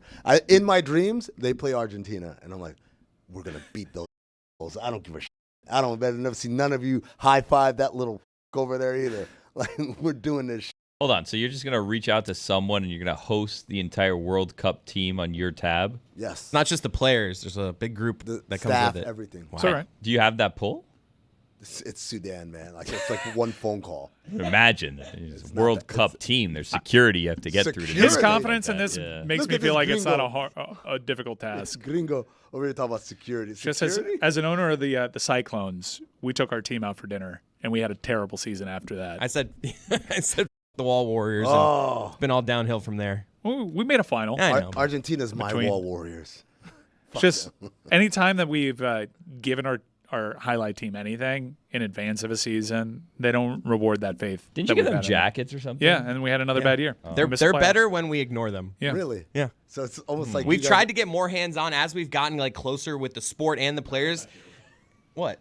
Didn't they warn they were going to take the team away from you because you weren't hands-on enough at No, one but point? in terms of communication, Takes from like 6 seasons ago, Billy. yeah, that was like 6 seasons ago. on, But ancient like we history. really have gotten closer to the Ancient guys, history. and meddling. it hasn't helped. You guys are meddling. We owners. are like Hey, a we're mo- emotional now. We're keeping Manu forever. We're Look, just we don't have the committed to Manu. cachet of a Ray Lewis, but I would say in terms of involvement, Ray Lewis. we are the prototype. We are the template. We are the standard for ownership groups that don't actually pay any of the money for their teams What? in highlight. Until You know what I Travis think you guys Kelsey need? wants a team. This year, all red shoes. Everybody on the team, red shoes, or shoes. just a unified shoe Yeah. because it's a lot of shoes that be mishmashy, and that Yeah. blue and that white sometimes don't be coordinated. I like the red accent on the uniform. I think you're onto something. I don't want to mess up like the players and their routines. They get to pick the shoe, but I pick the colorway. All right, I like that. Can you just love it. redesign the Hey, uniform you're or part of something? the ownership group. Can you Oh, wow. redesign the uniform? Change it. Change the we, uniform. We can't redesign Why? the uniform. That's a league call. Talk to the league. I think we got one of the better logos in all of professional Yeah, sports. just change the colors a Billy. bit. Talk Meet our to- new head of marketing, Juju Gotti. Billy said, "Talk to the league." What do you think this is? The Sudanese national team? You can just talk to someone. Me and It is- Tony it were is- talking about taking over this team. There Is that feels right? like a hostile takeover. I was talking to Scott, and he's interested in possibly a hostile You takeover. taking it over? we can give them knockoff Panthers logo shirts or the whole thing. All right, Cool. Knockoff. 2 Fridays a month. You guys got it. See you there. Quite the. I mean, you get look every time I've gone, I leave with $80. There you go. Every single time. There's free gambling there, and they're just giving you money. really? Yeah.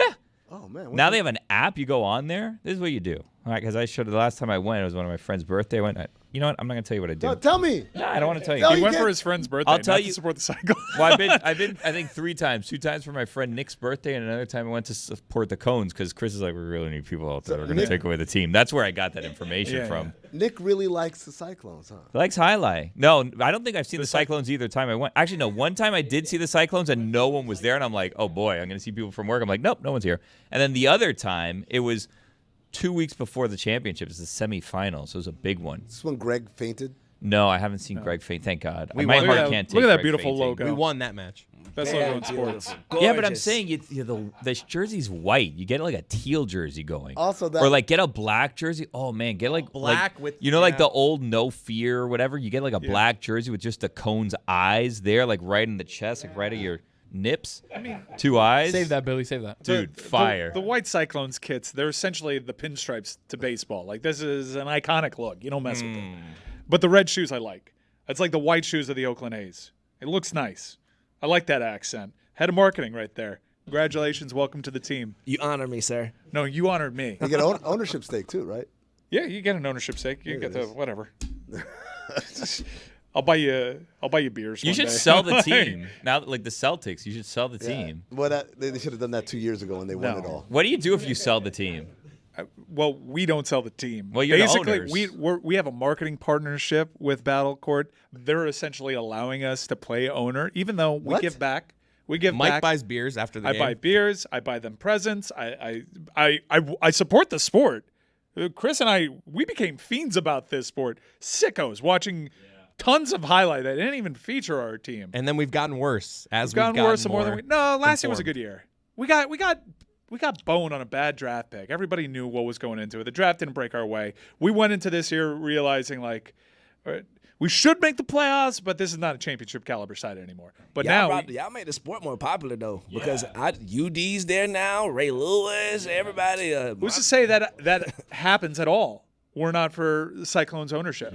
LT's there. LT's a champion. LT? Champion. The LT? The LT. Wait, the real LT? The or real Or the LT. one from San Diego? No, the real LT. Okay. I mean, Roger they're both Stone kinda was there raw, inexplicably one week. Yeah, Roger Stone was there. I had no saying that. He was not on my list. He was on Tony's. We're told we're drafting the second best backcourt player in the world in Lopez, and we find out he cares more about real estate than he does it. Damn it, I mean, it is Lopez. booming.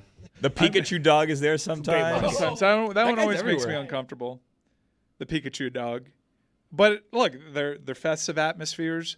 When the Cyclones Nation really comes through, and they, there's a real solid smattering of applause there. You could say sometimes maybe more than It's an smattering. exciting spectacle. It's a great sport. It's a great time. I look forward to those Fridays. It's a little difficult when it's lined up against Kane season, but Are there Cyclone fans who are like, ever since those two schmucks took over, you've ruined this for us? Well, we won the championship. we won the first season. championship the very first year of Battle Court. Look, hey man, like people blame ownership groups all the time, even after they win a Yeah, championship. Fan Le Batard Show has been vocal. Like Mike Fuentes, he's on the hot seat. Fuentes is. I think he just kind of got replaced. He can still. Did he? like, He's By our head of who? scouting, and Wait, Juju, do you want to be head of scouting too? I defer to Mike Fuentes on that scouting wise, because I got to do my numbers. It's not working. Welcome to the team, though. Billy. Do you want to do anything with our team? We can give you a bull title. That works. That's a yes. We'll put that on the business card. Yeah, let's see. we actually need a coach. Ooh. A coach. Yeah. Do you guys have practice? The champion. So, I've had this long-standing theory.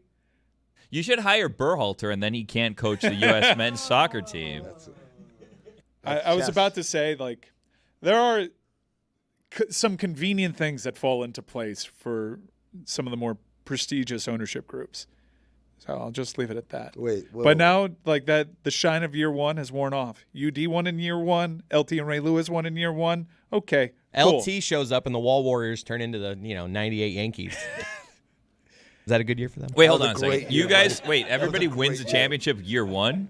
So is this sport UD fixed? won one. Well, Masvidal didn't win one, and Masvidal, he doesn't have the team anymore. Yep. What happened? He got it taken away from him. Really? Why? Pitbull was an owner of a team, and then all of a sudden he was just like a I think figurehead. Pitbull's still hanging around. I'm He not went sure from what being the an plan owner is to with just a Pitbull. figurehead. Do these people show up to the games? Yeah. Masvidal didn't, but I saw Masvidal there once, but he LT was obviously definitely there. I've seen LT. Udonis shows Yeah. up. El Duque is there randomly sometimes. Duque? He just, Oh, he's they're just a fan of the luminaries. game. Yeah, he just likes highlights. they're luminaries. Loves the game. Some of them love America.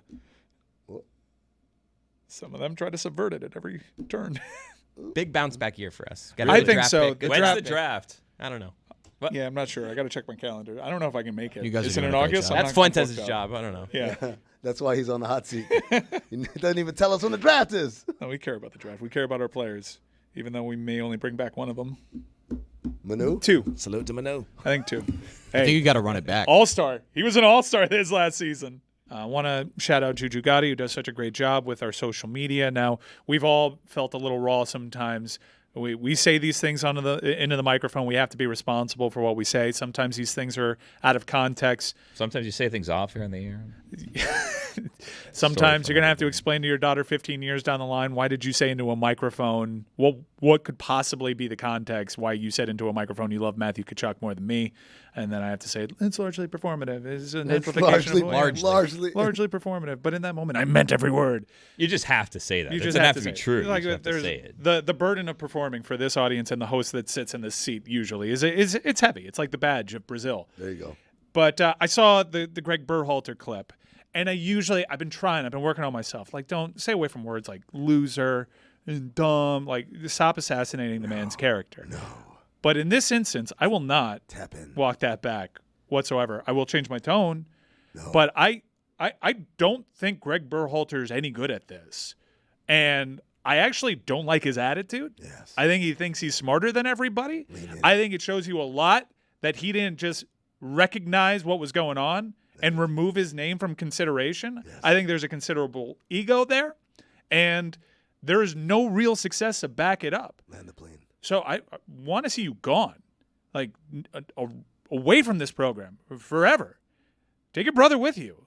I want the U.S. Soccer Federation to realize what's in front of them, realize that they've wasted really valuable time. You could get Mourinho in there. You could get Klopp in there. You can get Pep Guardiola in there. And I don't think we have enough time to fix this mess because of your decision several months ago. So please, listen to me. Greg, you do the right thing. Because I have zero faith in everybody else doing the right thing. Walk away. Do what you should have done 18 months ago when that played out in public. Go away. And then the U.S. Soccer Federation, if and when he does, or you decide by some miracle he's not good enough, do what you did for the women's national team. You went to the very top of the chain, and you got Emma Hayes, someone that's been there, done that, won at the highest level, commands respect. Do that, because these opportunities, they don't come around often. Sometimes they don't come around at all. You're hosting a men's World Cup, the biggest World Cup ever. Do something that meets the moment. I think you cleaned that up. I mean, you just flew in from San Francisco. I did. Did you raw dog it? I did not raw. Well, no, I didn't raw dog it because I went to sleep. But raw dogging, I am fascinated by this new cultural phenomenon. You guys familiar with raw dogging? Oh yeah. Lewis invented it. Man. Tony's going to be a dad, so he at least has seen of it. Oh. No. The reason I know exactly what you're talking about. Not wearing underwear? No, that's commando. I'm wearing underwear for like the first time in several weeks right now. These joggers don't have the inner lining. Nice. In South Florida, dude, I just realized like 6 years ago, underwear and I, done. No more underwear. There's got to be a protective barrier, man, between me and you. There's a lining in a lot of the pants. No, zipper. that's not enough. Why? Too thin of a lining. Yeah. No, it isn't. No, you want a thin lining. No. No, I'm I telling need a little you. bit thicker of a Okay, lining. look, guys, we're not going to agree on this. I like my balls hanging free and clear. The only thing that's in its way is the very thin lining. It is really muggy down here. That's the issue. That's the issue right there. We need a couple layers between us. But guys, be snug. But anyways, back to raw dogging. That's not raw dogging. Raw dogging, Chris, do you really not know what raw dogging is? I do. Okay. Jeremy, you know what raw dogging is? Yes, but Billy doesn't. So I don't would you know what mind we're talking explaining to about. him? So raw dogging is you get on a plane, you get on a flight, and you don't listen to music. You don't listen to a podcast. Oh, maybe you I don't didn't watch know a what it movie. was. You don't. All right, I know both. You don't watch TV. You just. You don't read. You don't read. And you're not wearing a condom You on don't the take airplane. that too. Yes. I usually do. Very important, by the way. Yeah, but I recently stopped. You just sit and you watch the flight plan on the map, or If just, you have one. If you have one. Some planes don't even have They that. stopped doing that. Like, I stopped being able to see where in the world I was. I was just hoping we're on the right flight path. So here's an image. That's raw dogging right there. he's not in the air though. It's easy to raw dog when you're at the gate. Anyone can raw dog on the ground. Yeah. Also, I don't believe anyone is actually raw dogging because they're taking their phone out to record themselves raw dogging these really minuscule moments. You're at least getting your phone in to post it on social media. Like, that's not a raw dog. A raw dog, there's no visual evidence. Well, there might be if someone else records you, but not of your own. You have to be in a middle seat for it to be a real raw dog. Yeah. You could do like the middle Chipotle seat. thing. You can raw dog from Have the you side. have you ever like been turned off by all the Chipotle videos, which is not the actual person recording, it's someone recording the person recording? Like, everyone, like, how did we set this shoot up? Like, what's our intention? What Chipotle videos are you talking about? The Chipotle videos where someone hosts. No. Like where you basically put your phone out and you force them to just pack your bowl with more meat. You haven't Wait. seen, you missed that whole thing? No, That was like yeah. a thing. Like, Right. hawk to a girl, this is your future. They're 3 weeks ago we were talking about the Chipotle packing the bowls thing. Yep. So they're making them pack more meat. It's a pressure. It's a social pressure of having a phone and It's being like, I'm recording you. Make now. Yeah. Wish- Don't be light on that. I wish I worked at Chipotle and someone tried to do that. I'm like, and? So? Tell my boss. You Yeah, will what you not gonna be do? at Chipotle the next day because the CEO made a video of how to get this done. Yeah. He said, give them a look and be like, Yeah, give them Really? We actually have that video. Let's Yeah. play it. First, I can tell you the portions have not gotten smaller. One of the things I think it's great about Chipotle is if you come into the restaurant and you want a little more rice or you want a little more pico, all you got to do is kind of like, and usually our guys and women, give them a little more scoop. Guy looked a lot like Buzz Lightyear. Not protein, by the way. This is only for the side items. Or guac, by the way. I love how he said, our guys and women. Kick Saban. They didn't show his face there, but he probably looked around like, I got I showed enough of his face. This is a real square jawline on that cat. Can we just throw him out? We don't have to play the video, but can we just get a look at his face again? Because he reminds me of Ken Marino. Do you guys know Ken Marino? Yeah, he does look like Ken Marino. He was who is the host on the show Party Down? No, he was one of the guys in Party Down, but I always remember him from Eastbound and Down when the late stages Kenny Powers is on this sports show. And the main host of the show is Ken Marino. Oh, yeah, he was really good in that. Dude, so here's a funny thing about that show. When I was watching Eastbound and Down, I was still working for the Suns. And so I remember watching that clip and where Kenny goes, Kenny's cutting in. And I said, yo, it would be so cool if I could do that on a TV show. Then I swear to God, I remember saying, when am I ever going to be on a TV show? On everything. And then I completely forgot about it until I rewatched it like a couple of weeks ago. Ken Marino's also like the sound engineer on the Rock and Roller Coaster in Hollywood Studios. Huh. When Aerosmith. Yeah, look for Ken Marino there. He's also the stepdad in Role Models. He's Yes, great he in is. that, Oh, too. my God. He's great in that. Billy, did you know that Ken Marino was in that Aerosmith ride? Yeah, I think they're revamping that. Yeah, they are. It was closed when I went. I don't like that. They have have to. Why? Yeah, they have to. Why? Yeah, It's done. after the Michael J. Fox video, it has to be Coldplay. Get them to stretch. Make that a super stretch. Classic Wait a second. line. Raw dog it. I love that idea. Yeah. Oh. Who said that? Remember when they used to have like, I don't know if they still did at the end or if they still are going to, but they would like, there was an employee who was paid to like pretend to be tuning the instruments. So like they would have like the video where you see Aerosmith and like the person and Ken Marino's there, and then they'd have like a person who works for Disney who would be like, oh hey Jim, get me my guitar, and he's like, and then he'd pick up a guitar and be like, I got it, and That then guy- he'd just put it back for the next thing. Pandemic killed that guy. It really breaks my heart. Actually, It breaks my heart to see like these once great amusement rides and now you see people go through the motions. Like the first time I rode Transformers, it was like get in evac right now, and you're like, whoa, this is crazy. And now it's just like whatever, measure yourself. How many? Get in there. How 4? many in your group? Cool. All right, welcome to Transformers. Like I like the added like theatrics. It's because Gen Z, man. They're too cool for school.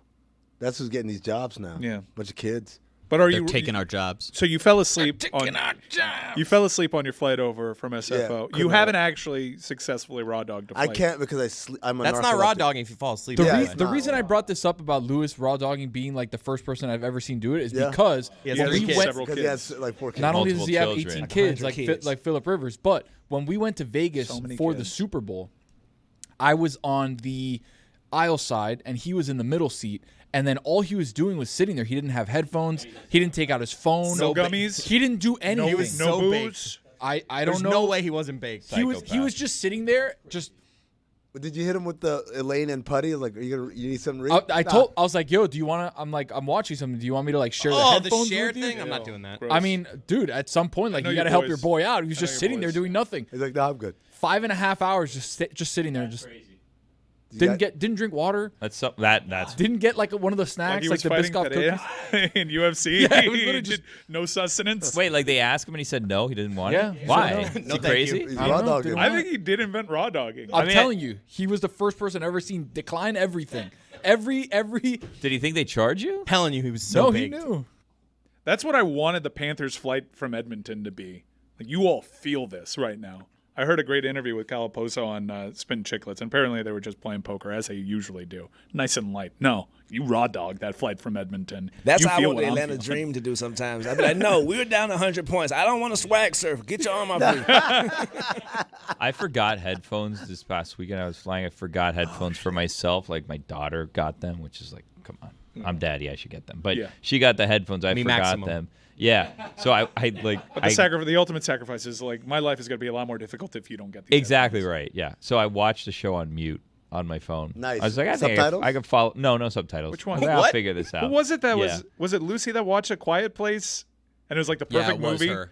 Yeah, she watched Watching A Quiet it Place over without the shoulder of someone else on a But plane. it was like a show. It was like Brooklyn Nine-Nine or something. I'm like, I'll piece together. You know what's what their going on here. voices Yeah, sound I know like. what's going on here. I'll write my own story. This is fine. Ken Marino also on Brooklyn Nine-Nine. Yeah. Do a Terry Crews voice for us.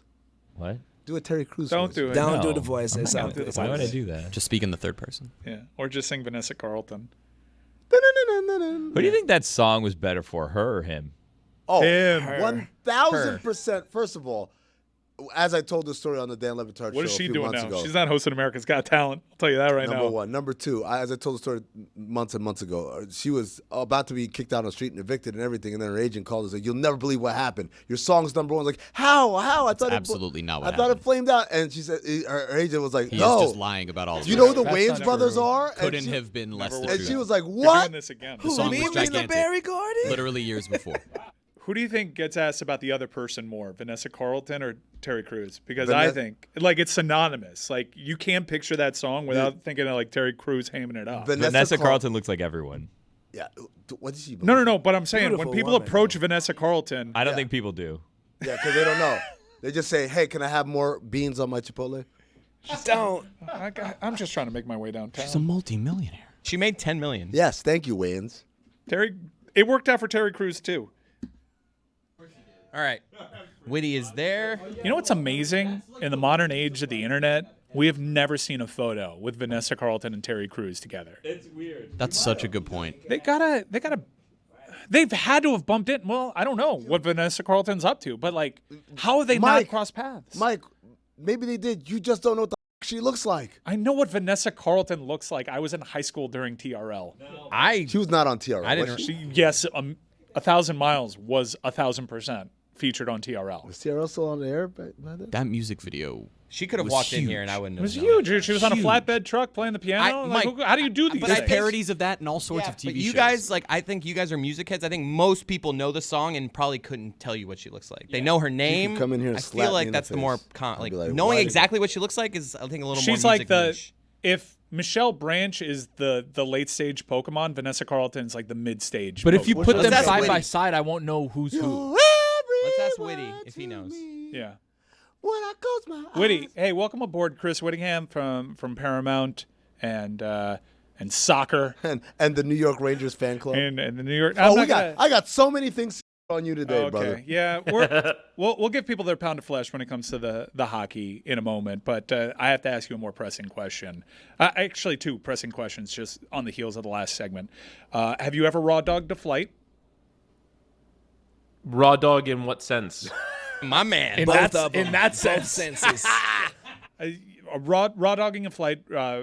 Quite briefly here is that no booze, no gummies, no headphones, no music. You're just Ooh. looking straight ahead, No looking reading. at the flight map. No book. Yeah, you're just locked in your entire flight. You're just looking straight forward, raw dogging it. No sleeping also, because I don't think I've ever done that. No. Say And raw just dog. just never raw dogged. just staring ahead. No, I've never done that before. Maybe every once in a while, like the last 45 minutes of a flight, I'll stare at the map, but never for the whole thing. Never for the whole thing. It's went through because all it's of it. becoming like a social media thing. Raw Yeah, dogging. I saw that. It was like a GQ article or something where like someone You was saw writing what? up how this is a thing. What was the name of the Why article? are you trying to get this soundbite of me saying that? Just I don't Google- understand. Just do me a favor Saying right what? now. Google raw dogging. and narrate as you type. I'm the shocked words. Witty doesn't call it Gentleman's Quarterly. And the second quick question that we have is, do you know what Vanessa Carlton looks like? No, no. I have no idea what she looks like. It looks like and while you were discussing that, I looked up 1,000 Miles came out in 2002, which was kind of like my peak TRL watching period, and I have no recollection of even heard that music video. So when you think of that, you only think of Terry Crews, right? Yes. Yeah. So it turns out Vanessa Carlton and Eve visited TRL All Access Week at the MTV Beach House in Seaside Heights, New Jersey on the same day, July 16, 2002. That was a good MTV Beach House. I feel like TRL didn't TRL have like a beach house in San Diego? That's the one that I seem to remember the most. I remember when they went to Mexico as well. That was a good one. That was too. fun. Yeah. I think that was when Americas. Fred Durst blew up a sailboat. Was that the year they with did dynamite? Spring Like Break? he did like the Wile E. Coyote thing. Dude, man, they used to have such budgets. Yeah, there was also like a Bush performance where I don't know how they weren't electrocuted, which was a lot like the Panthers parade. We'll get back to that in a second. Remember we got cable 1,000 TV? Miles. We got 1,000 Mile Hood version. That's the one I know. It's like making my way downtown with your boo, and that stick is on me. Salute. Yeah, well, everything's going to be cable TV again, it seems. But let's talk about some soccer real quick. And we got a real cool promotion that our partners over at DraftKings have provided. Not just one, but two massive soccer tournaments going on right now. Level of play, we'll get into that in a second. But our partners over at DraftKings Sportsbook have an offer for all customers. That's right. Every single customer. When you place a pre-match three-way moneyline bet on a team to win only, if that bet ends in a draw, you get that original bet back as a bonus. If you've been following at Le Batard Show, I've been posting some picks up there. We're doing pretty well. The only time that we actually lost a bet was when Gregg Berhalter decided to lose to Panama. But even then, we got the goal scorer right. So basically, yesterday I was on France. I was sitting pretty that entire game because I knew, you know what? If this ends in a draw, I get my bet back as a bonus bet. But we won. So the soccer hasn't been super great, but you have this draw breaker deal over there in your back pocket. Make it a little bit more exciting. Euro 2024 or Copa America only. Pre-match money line bets to win only. Max reward varies. Opt-in required only on DraftKings Sportsbook. The crown is yours. Hell yeah. Witty, let us talk about the main topic of conversation here in this country when it comes to soccer, and that is the U.S. failing to get out of their group in Copa America. Who could have seen this coming except for everybody, Chris? I mean, I don't think that people would have seen the U.S. losing at home to Panama coming. I think that. Did you not see a couple of months ago when they did it? Like this is like they're doing this. They're making this a thing. Okay, the last time that they did it was in the Gold Cup when they were playing like a C squad. If you look at the starting lineup that day, it wasn't the U.S. men's national team. It was their kind of third or fourth best team. But either way, look, the red card happens, and when you're not good enough, which the U.S. have not been, certainly from an attacking point of view under Gregg Berhalter, you are left to the vagaries of international football. And that's exactly what's happened here. And I think this was the tournament where I would say until now, everything of the Berhalter era was passing. It was, a C plus B minus student. They did enough to qualify for the World Cup. They did enough to get out of the group in the World Cup. They seemed to bring through a generation of young players that were forming a decent amount of cohesion. Things were at the standard that they should have been before. But this, I think, was the cycle for them to take that next step up, and they've had numerous opportunities. They played Germany last October. They got smoked. They played Colombia this summer. They got smoked. They played Brazil and got a draw. And ultimately, this tournament wasn't even about getting out of the group. It was about beating one of the big teams. Uruguay, Colombia, Brazil, Argentina. Beating one of them. Elevating yourself beyond just hitting the standard and giving the nation a fair amount of hope for the World Cup in 2026 that's being hosted in the United States, Mexico, and Canada. And instead, the opposite has happened. I think a lot of people are as down on the program as they've ever been. And even if a new manager does come in, they're not going to have the time nor the quality of games to really lift the spirit of the nation. It's entirely going to have to come from their performance in that World Cup. And I don't think that enthusiasm will have built, which is obviously a huge missed opportunity. You've always been more patient than me in almost every aspect of life. As long as we've been creating soccer content together, we have fundamentally disagreed on the Gregg Berhalter experience and all that goes with it. Where are you now? It's got to end. It's got to end. Like I said, when you went into the last World Cup cycle, there were pretty basic standards to hit, and Gregg Berhalter hit them. And I even was okay with this notion that the players backed him. But if you believe that the players backed Gregg Berhalter, and these are the results that have been delivered since, again, you go back since he actually took over last September, there are losses to, there should have been a loss to Jamaica in a competitive semifinal that would have sent them crashing out of the CONCACAF Nations League. Yeah, he might have been fired after that one, considering the Seriously. stakes around that one. I remember that being a thing. Yeah, there was an own goal that bounced off of a Jamaican defender, and that's how the U.S. got into a final against Mexico, and finals against Mexico are the only thing that have kept Gregg Berhalter in this job to this point. And Mexico's bad now. Mexico's not bad, dude. They're bad. They're a bad soccer team. They're worse than the United States. So when you look at that standard, he hit that standard, but now it's time to go and hit your home run higher. And the new sporting director, Matt Crocker, did do so with Emma Hayes.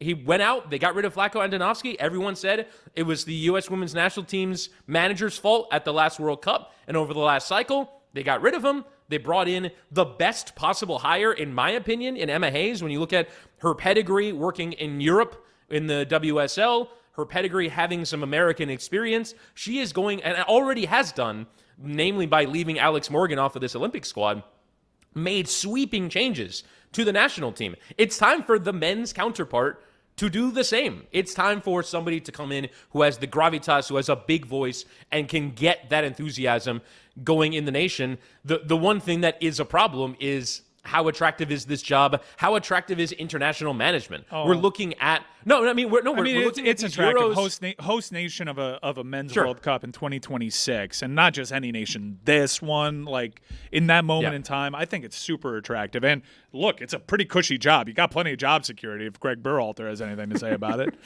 Yeah, and you also go back to, I think with Berhalter, the other thing that happened too was everything that happened with Gio Reyna at the last World Cup. There was that easy breaking point. And I don't know why U.S. soccer, particularly given the negativity from the fan base, like at a certain point you have to take into account that there is not a lot of enthusiasm around your program. And people say, oh, money this and money that. The U.S. performing like this is not good for anyone. No, it's not good for it's not good for people that cover the soccer space. It's not good for the sponsor of Copa America. It's not good for the broadcasters of Copa America. Believe me, nobody bought the rights to Copa America hoping that the U.S. and Mexico crashed out in the group stage. This is an unmitigated disaster for a lot of people. This is not good for anyone. And Jesse Marsh has made it to the knockout stages with Canada in a tougher group. And him being American, him actually having more of a resume, because Gregg Berhalter's resume does not stack up with the job. And to get repeated chances, and you make a great point with the Emma Hayes hire, but this is also a federation that decided, after the mess that was the fallout from Qatar and how ugly that publicly got with the Reynas, to bring him back. So I'm a little hesitant to say that they're just going to replicate the formula with Emma Hayes. You at least had a program that had a sustained level of success, a multiple-time world champion. That culture does not exist on the men's side. Gregg Berhalter was actually a culture hire, because they're still struggling to formulate a culture over there. And I don't think it's a good thing that the players had his back. I think it actually worked against him. I think you can blame Tim Weah's emotions in that moment on Gregg Berhalter because of this atmosphere that he's cultivated. Carly Lloyd spoke to it yesterday on Fox. Like, we won championships without liking our manager in charge. Sometimes being afraid of the manager is a good thing. What would you like to see in a hire out of the U.S. Soccer Federation if this is indeed the end of Gregg Berhalter's time here? Something that represents a wow factor. I know that sounds very vague, but you're also talking about, again, I do think that internationally, I know your boy Jose Mourinho is someone that you've wanted for the program for a long time, but he was offered the chance to manage his home country, leave Roma and manage his home national team in Portugal, and he said no. If you look at the quality of people that are in charge of the national teams at these tournaments, Brazil couldn't get a top-level manager to come in from abroad. They went for Carlo Ancelotti. They couldn't. They promoted from within, and the manager has largely been unimpressive. Argentina's manager is their promoted under-23s coach. Spain's manager is their promoted under-23s coach. England's manager is their promoted under-23s coach. Generally, the pedigree of national team managers isn't great because it's not as attractive as managing the club game. It's very hard. You have very limited windows. You're not really coaching most of the time. You're kind of managing players. You get players for 3 training sessions and send them out there for major tournaments. It's hard, but I do want that sense of, wow, the U.S. have taken a big swing here, and it represents someone with a pedigree, maybe in Europe, maybe it's a great MLS coach, I don't know, but someone where you go, their background suggests that they are ready to take the U.S. to the next level. Because like I said, this Copa America was about taking the U.S. to the next level. It's the last chance that you get before the home World Cup to suggest to the nation that you're ready to compete at the highest level, and they did the opposite. Yeah, I would like the wild factor, too, especially since you're hosts. And while Mourinho's turned down jobs, Ancelotti looks certain to be going to Brazil, and then that changes. You do have a manager with pedigree in Jurgen Klopp that is kind of waiting for his next move here. I think that would be a home run. But I would also... It's sort of like make them say no. Godfather offers. Right? Like, but I wouldn't mind, Chris, I wouldn't mind like an international soccer lifer that just gets results and comes in, has a program, realizes I'm in there to flip this house, essentially. I'm here for like a 3-year window, like a Hervé Renard archetype. Like a type that has gone, like a Scolari archetype that has gone into programs, flipped them, gotten results, and moves on. Like that's kind of what I want to see here if we're actually talking realistic expectations. But if there's ever a moment in time, Chris, to give up a Godfather offer and make them repeatedly tell you no until you finally break them, it's 2026. Why is there no sense of urgency to any of this? I don't understand. And part of Chris, they don't have qualifiers to round into form. That's what was so frustrating about bringing Gregg Berhalter back. You've lost valuable time here. This wasn't about just, let's make a nice little showing. This is about beating the teams, as you said. This is about making a deep run because you're not going to have a lot of high-intensity matches in your preparation for 2026. They screwed the pooch from day one bringing him back. Totally. And, again, there was an easy excuse to not bring him back.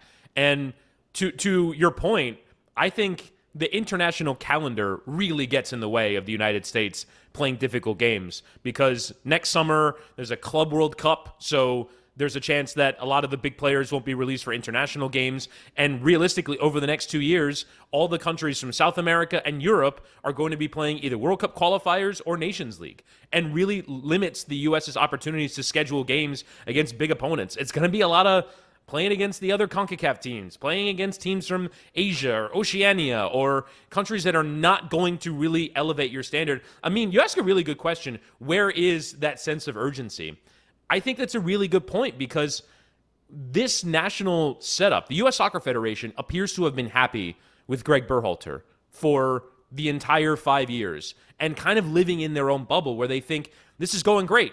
We believe in this guy. Whatever he's doing behind the scenes is getting everyone going. And they seem to be the only ones this entire time that have thought, wow, what a great job he's doing. And at some point, you kind of got to step out of the bubble and go, we're nowhere near it. We're nowhere near it. And you can talk about the players not being as good as everyone talks, as everyone says they are, but we don't even see the versions of the players that Christian Pulisic is for Milan for the U.S. men's national team, that Tim Weah is for Juventus for the U.S., Weston McKennie is for Juventus in the U.S. Like, we don't see that version of those players, and ultimately, when those players aren't hitting their ceiling or scoring goals, because the kind of low-key thing is that they've been good defensively over these last 2 major tournaments. At the World Cup, they scored 2 goals, and they conceded 2 goals in the group stage.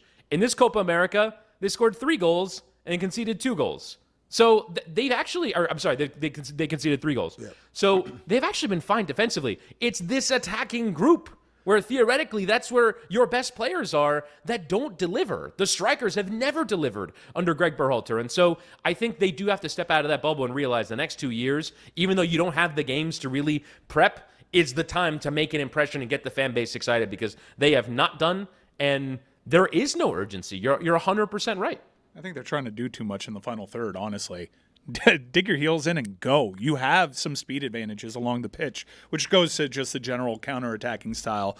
And I think that, look, the back line was an atrocity several years ago. And I do think it's starting to come online, and there's reason to hope there. And there are some really good working parts here for a manager of repute to walk in, command a room, hold players accountable, get the best 11 out there, and let's pin our ears back and go. Let's dig in, counterattack, and try to scummy our way over to a win, which actually seems like what a lot of elite teams are doing on the international scale. France all of a sudden is playing the type of style that I want the U.S. to replicate by digging their heels in, being this counterattack. They always have done. Yeah, but they always have done under Deschamps. Like, they've never been as exciting as they could be, despite all the immense talent over there. And that's what you have to do. I've always felt in the international game, because of the time that you have with these players, you don't have a lot of time to institute these really these really sophisticated attacking schemes. So we're seeing England struggle a little bit. Southgate, not a totally dissimilar situation, although much more success on the international level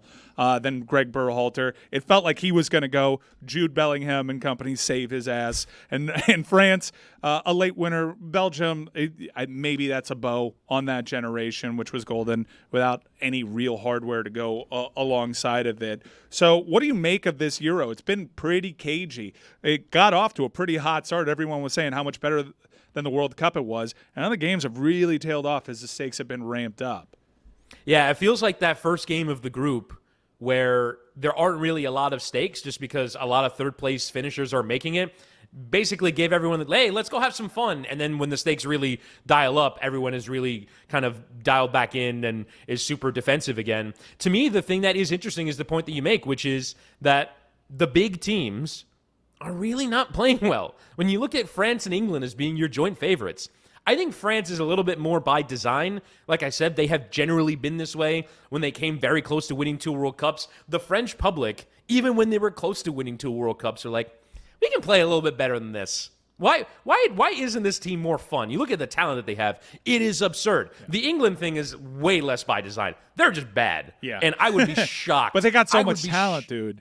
They got so much talent, and so much. And I don't understand what Southgate is doing and not playing Cole Palmer all that much. But maybe it just compounds some of the issues with Phil Foden over there for whatever reason. Yeah. Foden and Bellingham like oil and water, and now Kane's kind of like struggling to fit in with those pieces. I don't really understand. It's not a talent issue. England's got one of the more talented sides in the world. But they could also benefit from a change in leadership, I think, regardless of the outcome. Even if they go on one of these miraculous runs where, hey, kind of like Argentina, we haven't really played well, but we find ourselves here. I think it's time for a change in leadership there, no matter the outcome. One team that has really impressed me, that has actually played well and kind of gone a little bit against its identity in these international tournaments, even though they've had some big victories. They beat Spain in a World Cup that Spain eventually won. Switzerland, there's a lot of talent now in that attacking third, Chris, that hasn't been there in previous years. I've come away really impressed with them. Totally. And I think they go into, in my opinion, if you look at the odds on DraftKings Sportsbook, it's actually kind of remarkable how big of underdogs, in my opinion, that they are. If you go off what you've seen in this tournament, they were so much better than favored. They were so much better than Italy. So much better than Italy, and they have been so much better than England in this tournament. Mm-hmm. And yet I think if you look at it right now, the money line for Switzerland to win the game is like plus 275. It's going to be my drawbreaker. Right, exactly. Like, I get a bonus bet if I bet the money line. I'll take that all day. Yeah, and it's one of those things where you look at Switzerland and you look at England, and England obviously has more talent. But sometimes in international tournaments, you kind of have to trust your eyes and go, well, who's better? Mm-hmm. And I think Switzerland are just better. And also a reminder, they knocked France out of the last Euro and went out to Spain on penalties. So they do have some pedigree in this tournament. Switzerland are a good team. I'm actually really excited to watch one of the teams that's in action today. Austria, for me, have been one of the 3 or 4 best teams at this Euro as well. I would not be against doing one of those draw no bets. I'm so glad you said that, Witty, because Austria is my draw breaker play of the day at Le Batard Show. That's a DraftKings Sportsbook promo that I'm running with. I really like Austria today. All right, so we've talked soccer. It's great to have you back on the show, pal. Pound of flesh. We want our pound of flesh. This is the first time this show has had an opportunity to speak to you after Matthew Tkachuk and the Florida Panthers win a scary cup final in 7 against the Edmonton Oilers. How did you experience that for the audience, Chris? Fraud. About as miserable. Honestly, this last week has been rotten because as much as I know you were rooting against the U.S. men's national team because you've been wanting Gregg Berhalter out for a while. There's a Randy Shannon vibe to all this for you. Mm-hmm. But for me, I wanted the U.S. to kind of defy the odds and beat Uruguay and go into the knockout stages of Copa America and be excited. And last month, like honestly, I lived a Groundhog Day yesterday. I wanted a result in sports. It didn't happen. I was up until 2 a.m. reading Twitter. The only thing that was missing was you gleefully FaceTiming me from the Arrowhead Stadium parking lot, because that's about the only difference between last Monday and Monday night. Would have been from a satellite orbiting Arrowhead as the main broadcast feed. So I've eased up. I've always FaceTimed you after big-time Matthew Tkachuk results and been like straight up fuck you Witty.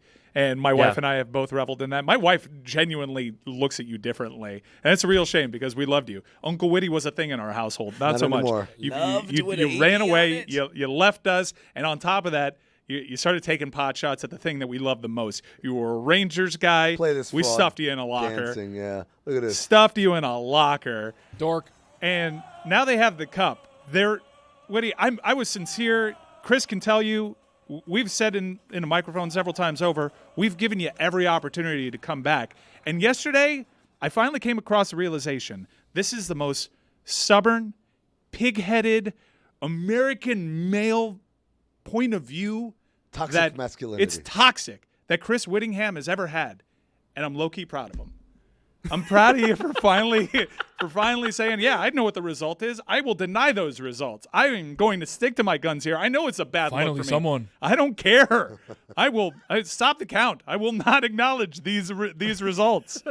I'm low-key proud of you. You have to acknowledge the results. Although you did say Matthew Tkachuk and the Florida Panthers, despite Matthew Tkachuk's very limited contributions in the Stanley Cup final and Eastern Conference final. Yeah, it was a weird team. Like nobody, that's how Connor McDavid finds himself winning Conn Smythe rather easily. Is that there wasn't a singular guy. This was a real ultimate team performance. I would have loved Matthew Tkachuk to have that crowning moment, because at that point, what can you say? I guess if you're holding on to any thread, it's like, well, he didn't actually do it in the cup. He only had one cup good game, but forevermore, it is the worst time to tuck and run. Hold on, he shit on Paul Maurice too. I mean, a lot of people did. Hey, you know what? Keith Tkachuk did. Keith Tkachuk went on the radio and lit Paul Maurice up. It's one of those forgotten things that happened as in that year of panic. Well, and by the way, Chris Whittingham was still on board during the Matthew Tkachuk era, the early stages of Paul Maurice. There was just something that happened in that first initial run that made him say, you know what, I can't fake this anymore. I am no longer. Well, it was more that I was desperately hoping for it to fail. And it was going a large way towards failing until Alex Lyon pulled a week of form out of his ass to qualify for the playoffs. And then they somehow come back from 3-1 down in the first round against Boston. If either of those things don't happen, I don't even maybe they in the offseason fix a lot of things, and in that second season would have been fine. But yeah, I mean, the first year happens. And look, I mean, I acknowledge you guys are Stanley Cup champions. What I just feel is nothing. I'm vacant, empty nothingness. That sucks because you were always such a hard, as upset about that. You were such a hardcore Panthers guy. This was something that really brought us together, and for you to just dip on us as in literally the worst time in recorded history. They go on an unbelievable run. They're Stanley Cup champions for the first time in their 30-year history.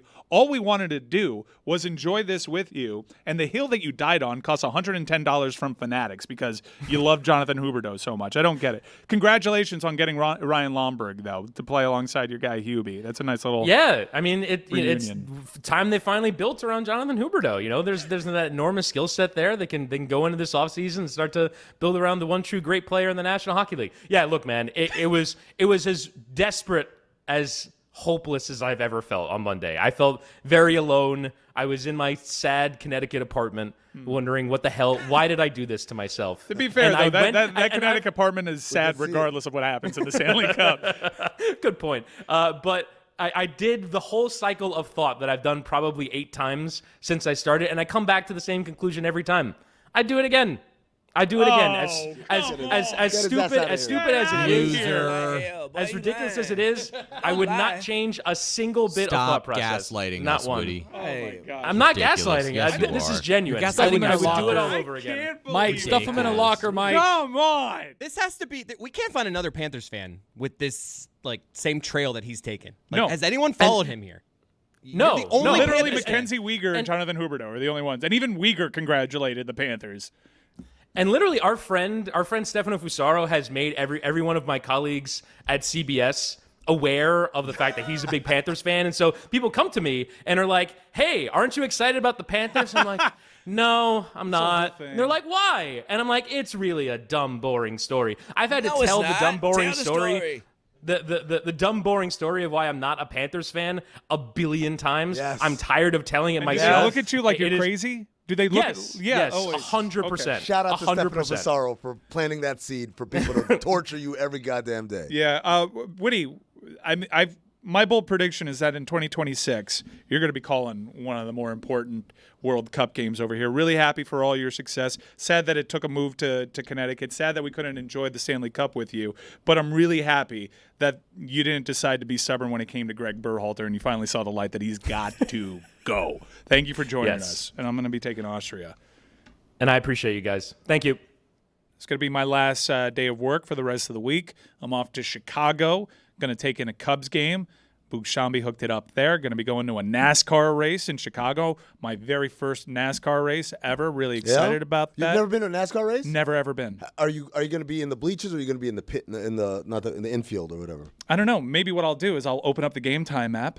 I'll check out panoramic views from my seat. Yeah. And I'll figure out where exactly I want to sit because I know I'm guaranteed the lowest price on the secondary market. And if I find a better price out there, Game Time will match it up to 110%. What? If you're new to the Game Time world, do me a favor. Download the Game Time app, create an account, and use code DAN for $20 off your first purchase. That is $20 off your first purchase with the promo code DAN. I am their most loyal customer. I am on this app all the time. I'm really excited about NASCAR because right now, we have a full-fledged rivalry at the very top of the sport. I got to tell you, I've been in one NASCAR race in my life. It was fun as hell. Yeah? I can't tell you what happened, who won, but I know it was a great party. We were in. This one's kind of unique because it's a street race. The race on a street race, you never really know with those. It's in Grand Park, which is special to me because I went to like 10 consecutive Lollapaloozas there.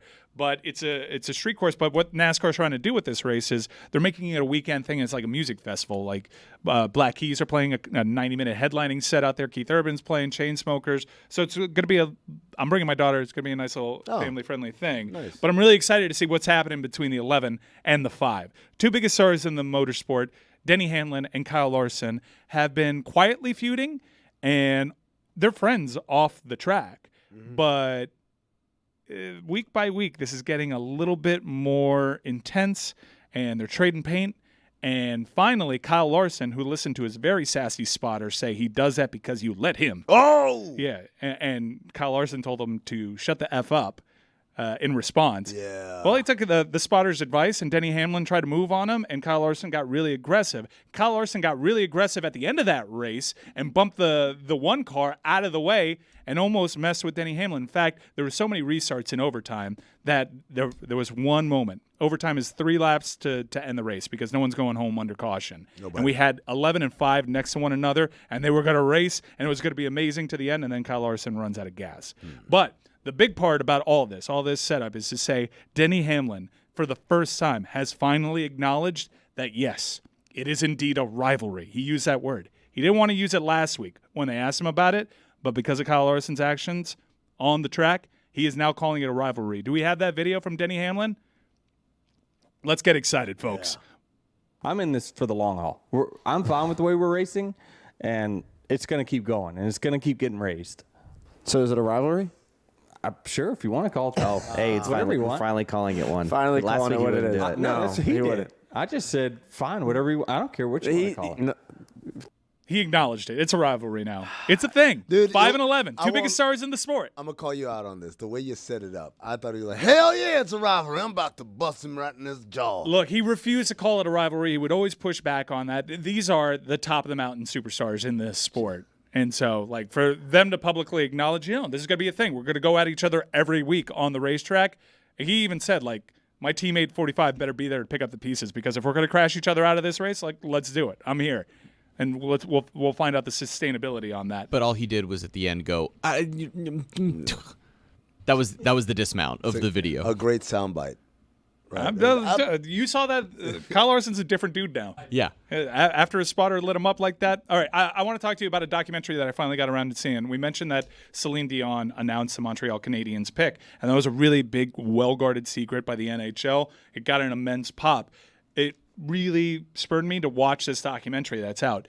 We've mentioned it on the show before. Celine Dion is not actively performing anymore because she's been diagnosed with stiff person syndrome. That is the actual name. And what it does is it's exactly what it sounds like. There are moments in time where your muscles go against your body and you tense up, and it's a really horrible thing. I watched this documentary, and it was heartbreaking to watch Celine Dion because when I say Celine Dion, at the height of her powers, what did she give off, Amin? Like a big voice. She gave off big voice, but immense confidence, like diva. Yeah. Like she was good, and she knew it. Her identity was so tied up in not just being a good singer, but being the best singer. Right, like one of the great voices. That she is. Her, Whitney Houston, Mariah Carey. Like that's the heartbreaking part about this documentary is seeing how tied up her identity was in being not just a good singer, but being the best singer. And she's constantly surrounding herself with all these triggers, all these reminders. She's always watching older videos of herself performing because nobody could get after it on the mic like Celine Dion could. She looks totally different in this documentary. She actually has an episode which is really scary to watch unfold. But I think the saddest moments, a moment that made me a little watery. I guess I'm like all people that have children. I become a little bit more emotional. There is a moment in which she's in a recording studio and she's trying her best. She cannot hit those notes. There's one time that she sings and it sounds pretty good, at least to me. She cries because she sounds like me singing. I'm like, I actually thought that sounded pretty good, but she knows where it was. Yeah. So she's in the recording studio. It's like me watching Brazil. She's in the recording studio and she's having her track played back to her. And you could see it in her face just how devastated she is. And at one point she says, imposter, at listening to her own voice. That's devastating. There isn't a happy ending to this. No. Like the happy ending that I got, I didn't know it, was her announcing the draft pick at the NHL draft. It is just like she is got this identity crisis. She can no longer do what she once did. She is heartbroken by it. And there's no real happy ending here. Can I say that when it comes to documentaries, I know people went crazy off of The Last Dance. The best documentaries are the one where there's a fall at the end, right? So I haven't seen the Celine Dion one. I have seen the Michael J. Fox one. I have seen the Gene Wilder one. And obviously all three of them are afflicted by an awful, awful illness that robs them of their greatness. This is sad from the jump. Like, there is no come down. Like, you do, like, flashbacks to her and her hype, but you're, like, in the middle of it. Oh, for real? Out the gates. It's a pretty tough watch. The Michael J. Fox one is really fascinating because I did not realize, like, his path and how he broke in the industry. And then how early the first signs of Parkinson's afflicted him and how they hid it so well for the longest, right? Celine gets into some of that, like where some of the earliest signs of her having this stuff, like when her voice started to betray her and how she tried to manage that stuff. And I found that stuff very interesting. I think they didn't delve into like her climb. There's been a lot of stuff out there. And if you want to dig into the internet to see who she married and how that came to be and the circumstances around that, I can understand why she didn't want to get into any of that stuff. This is all grief eating from the very beginning. It's a really difficult watch. And I'm not really sure it has a redeeming quality other than like exposition, empathy. Like I am just so sad for what she's going through. She has a support system. She had an amazing career, but there's no happy ending here, dude. Kind of like the Miami Heat. Well, what's so sad about something like what Celine Dion is going through from the talent perspective is in so many other things like athleticism or things where your identity is wrapped up in it, you expect that to fade at some point. One of the only things in which you can reach stardom and fame from that normally lasts through your whole life. The Rolling Stones are still playing concerts. The Grateful Dead are still playing concerts. You expect music and singing to be something that can stick with you forever as a part of who you are. You develop it as a child, and now Celine Dion, one of the great voices we've ever had, has to deal with not experiencing that. It's devastating. She's watching YouTube videos of her best performances and other people performing, and you could just tell how much she loved being in front. It was her entire identity was commanding a stage, blowing people away from her with her voice, and that's not available to her anymore, and it's a really tough watch. I don't even think I can actually recommend it anymore. Mention I'm going away for the 4th. The 4th is one of my favorite holidays. It screams summer, family time, patriotism. You can feel some kind of way about patriotism these days. Yesterday was don't have to worry about a Team USA game on TV. Like it was tough, and it wasn't Gregg Berhalter that kind of soured me on the idea of being patriotic yesterday. But I'm going to rally. I'm going to Chicago. I'm surrounding myself with NASCAR. That's as American a 4th of July weekend as one can possibly have. But usually when I stay down here, I do the fireworks and all that. I have a Miller Lite in my hand. I'm making a Miller time, and I put on my 4th of July playlist to just supplement the entire thing. It's something that I've crafted over several years, and I'm very proud of. I have a 4th of July playlist. Send me that bad boy. I'll send you that bad boy. I sent it to Tony. Tony, you're a big 4th of July guy? Huge 4th of July guy, my favorite holiday. And I'm looking through some of your picks here. It is a 51-song playlist. Favorite holiday? You just say that blanket statement. Yeah, it's my favorite holiday. Favorite holiday? Yeah. I don't know, man. Have you seen the image on my playlist? I just did it. Do you know what the image is? It's of John Cena announcing to an arena that we have killed Osama bin Laden. Compromised to a permanent end, I believe, is what he said. Look at that. No, the songs in there are great. We've got a lot of things titled American, which are great. We've got Firework by Katy Perry. That's people classic. Sleep on that. That is a perfect 4th of July song. We've got the Star Spangled Banner a couple times in different renditions. Whose renditions? Whose renditions? Jimmy's obviously. Jimmy's number one. Okay, what else? You've got like a more conventional big band that plays a United States president on stage. I always like the idea of fireworks going off, and you have bam, bam, bam, bam, bam, bam, bam, bam. What about Whitney? Do you have the Whitney Houston national anthem? I don't think the Whitney version is available. Alanis Morissette. Yeah. But there's a lot of there's the Marvin Gaye. There's a lot of sneaky tracks too that you wouldn't necessarily that don't have America in the name, like Aretha has Think, and you're like, why does Aretha Think show up in the 4th of July playlist? Glad you asked. Glad you asked. She screams freedom for about half the song. Hell yeah! And it's a goosebump moment. Philadelphia Freedom, another great one by Elton John. We also have, I believe, Rick Derringer's Hulk Hogan theme. A Real American. That's a must in there. It's like American, and you just got paid. That's not. And she's who Canadian. would have thought? You got the theme from The Greatest American Hero. You have a country song that features Pitbull that's called USA. Do you have My President is Black? I should add that, actually. Yeah, I should add that. A couple songs that also belongs in there, Juvenile. Yeah, Freedom from George Michael. You think Back That Ass Up belongs in there? That's Americana's at its best. Do you have Team America World Police? America! Fuck yeah! So this one is more family friendly because I'm usually. What about Party in the around USA? Kids. That's actually the first song. Thank goodness. It's the first song, yeah. Yeah, first song in there. Do you have to play it in this order? Or No. you I just shuffle random? it. No, it's made for shuffle. Shuffle. Okay. Made for shuffle. Hail to the Chief is on there. No. Is this like an outdoor, this is like a beach thing, Yeah, or like this a is- barbecue thing? It's a Like, whatever how are we Plug and doing? play. It's a Both 4th of things? July thing. If it's the 4th, you get it. Okay. You know what? You need an after hours one so you could play. Yeah. Freedom isn't free. It costs a hefty fucking fee. Yeah. And if you don't put in your $1.05, who will? $1.05. What George are the Michael, Freedom 99. What do you need to qualify for this? So chicken fried in the middle, we just give a shout out to the American song. troops. I think that that's a works. good American song. I think Does that works that because qualify? yes, it Anything should. with I'm the gonna add troops is chicken in. fried. Anything with Put that troops. in. Put that If you're chicken putting a fried. boot in anyone's ass, Oh yeah, That's the American way. The Big Dog, rest in peace, by the Dude, way, would Toby. put a boot in anybody's ass here. But Pink Houses by John Mellencamp. There's a lot of singing. For example, Chicago in the park. I'm actually literally doing this Saturday in the park. I think it was the 4th of July by Chicago. That's a super American 4th of July song. So you tap into fireworks, you tap into America, you tap into summer, because that's what's so great about the 4th of July. It is like in the middle of the summer. It feels, you're grilling outside. That feels like America. The fireworks. What's the other one with the proud to be an Proud to be an American, American. where at least I know I'm free. And I won't forget the ones who died that gave that right to me. And I proudly stand up next to you and defend her still today. Berhalter. Ain't no doubt I love this land. God bless the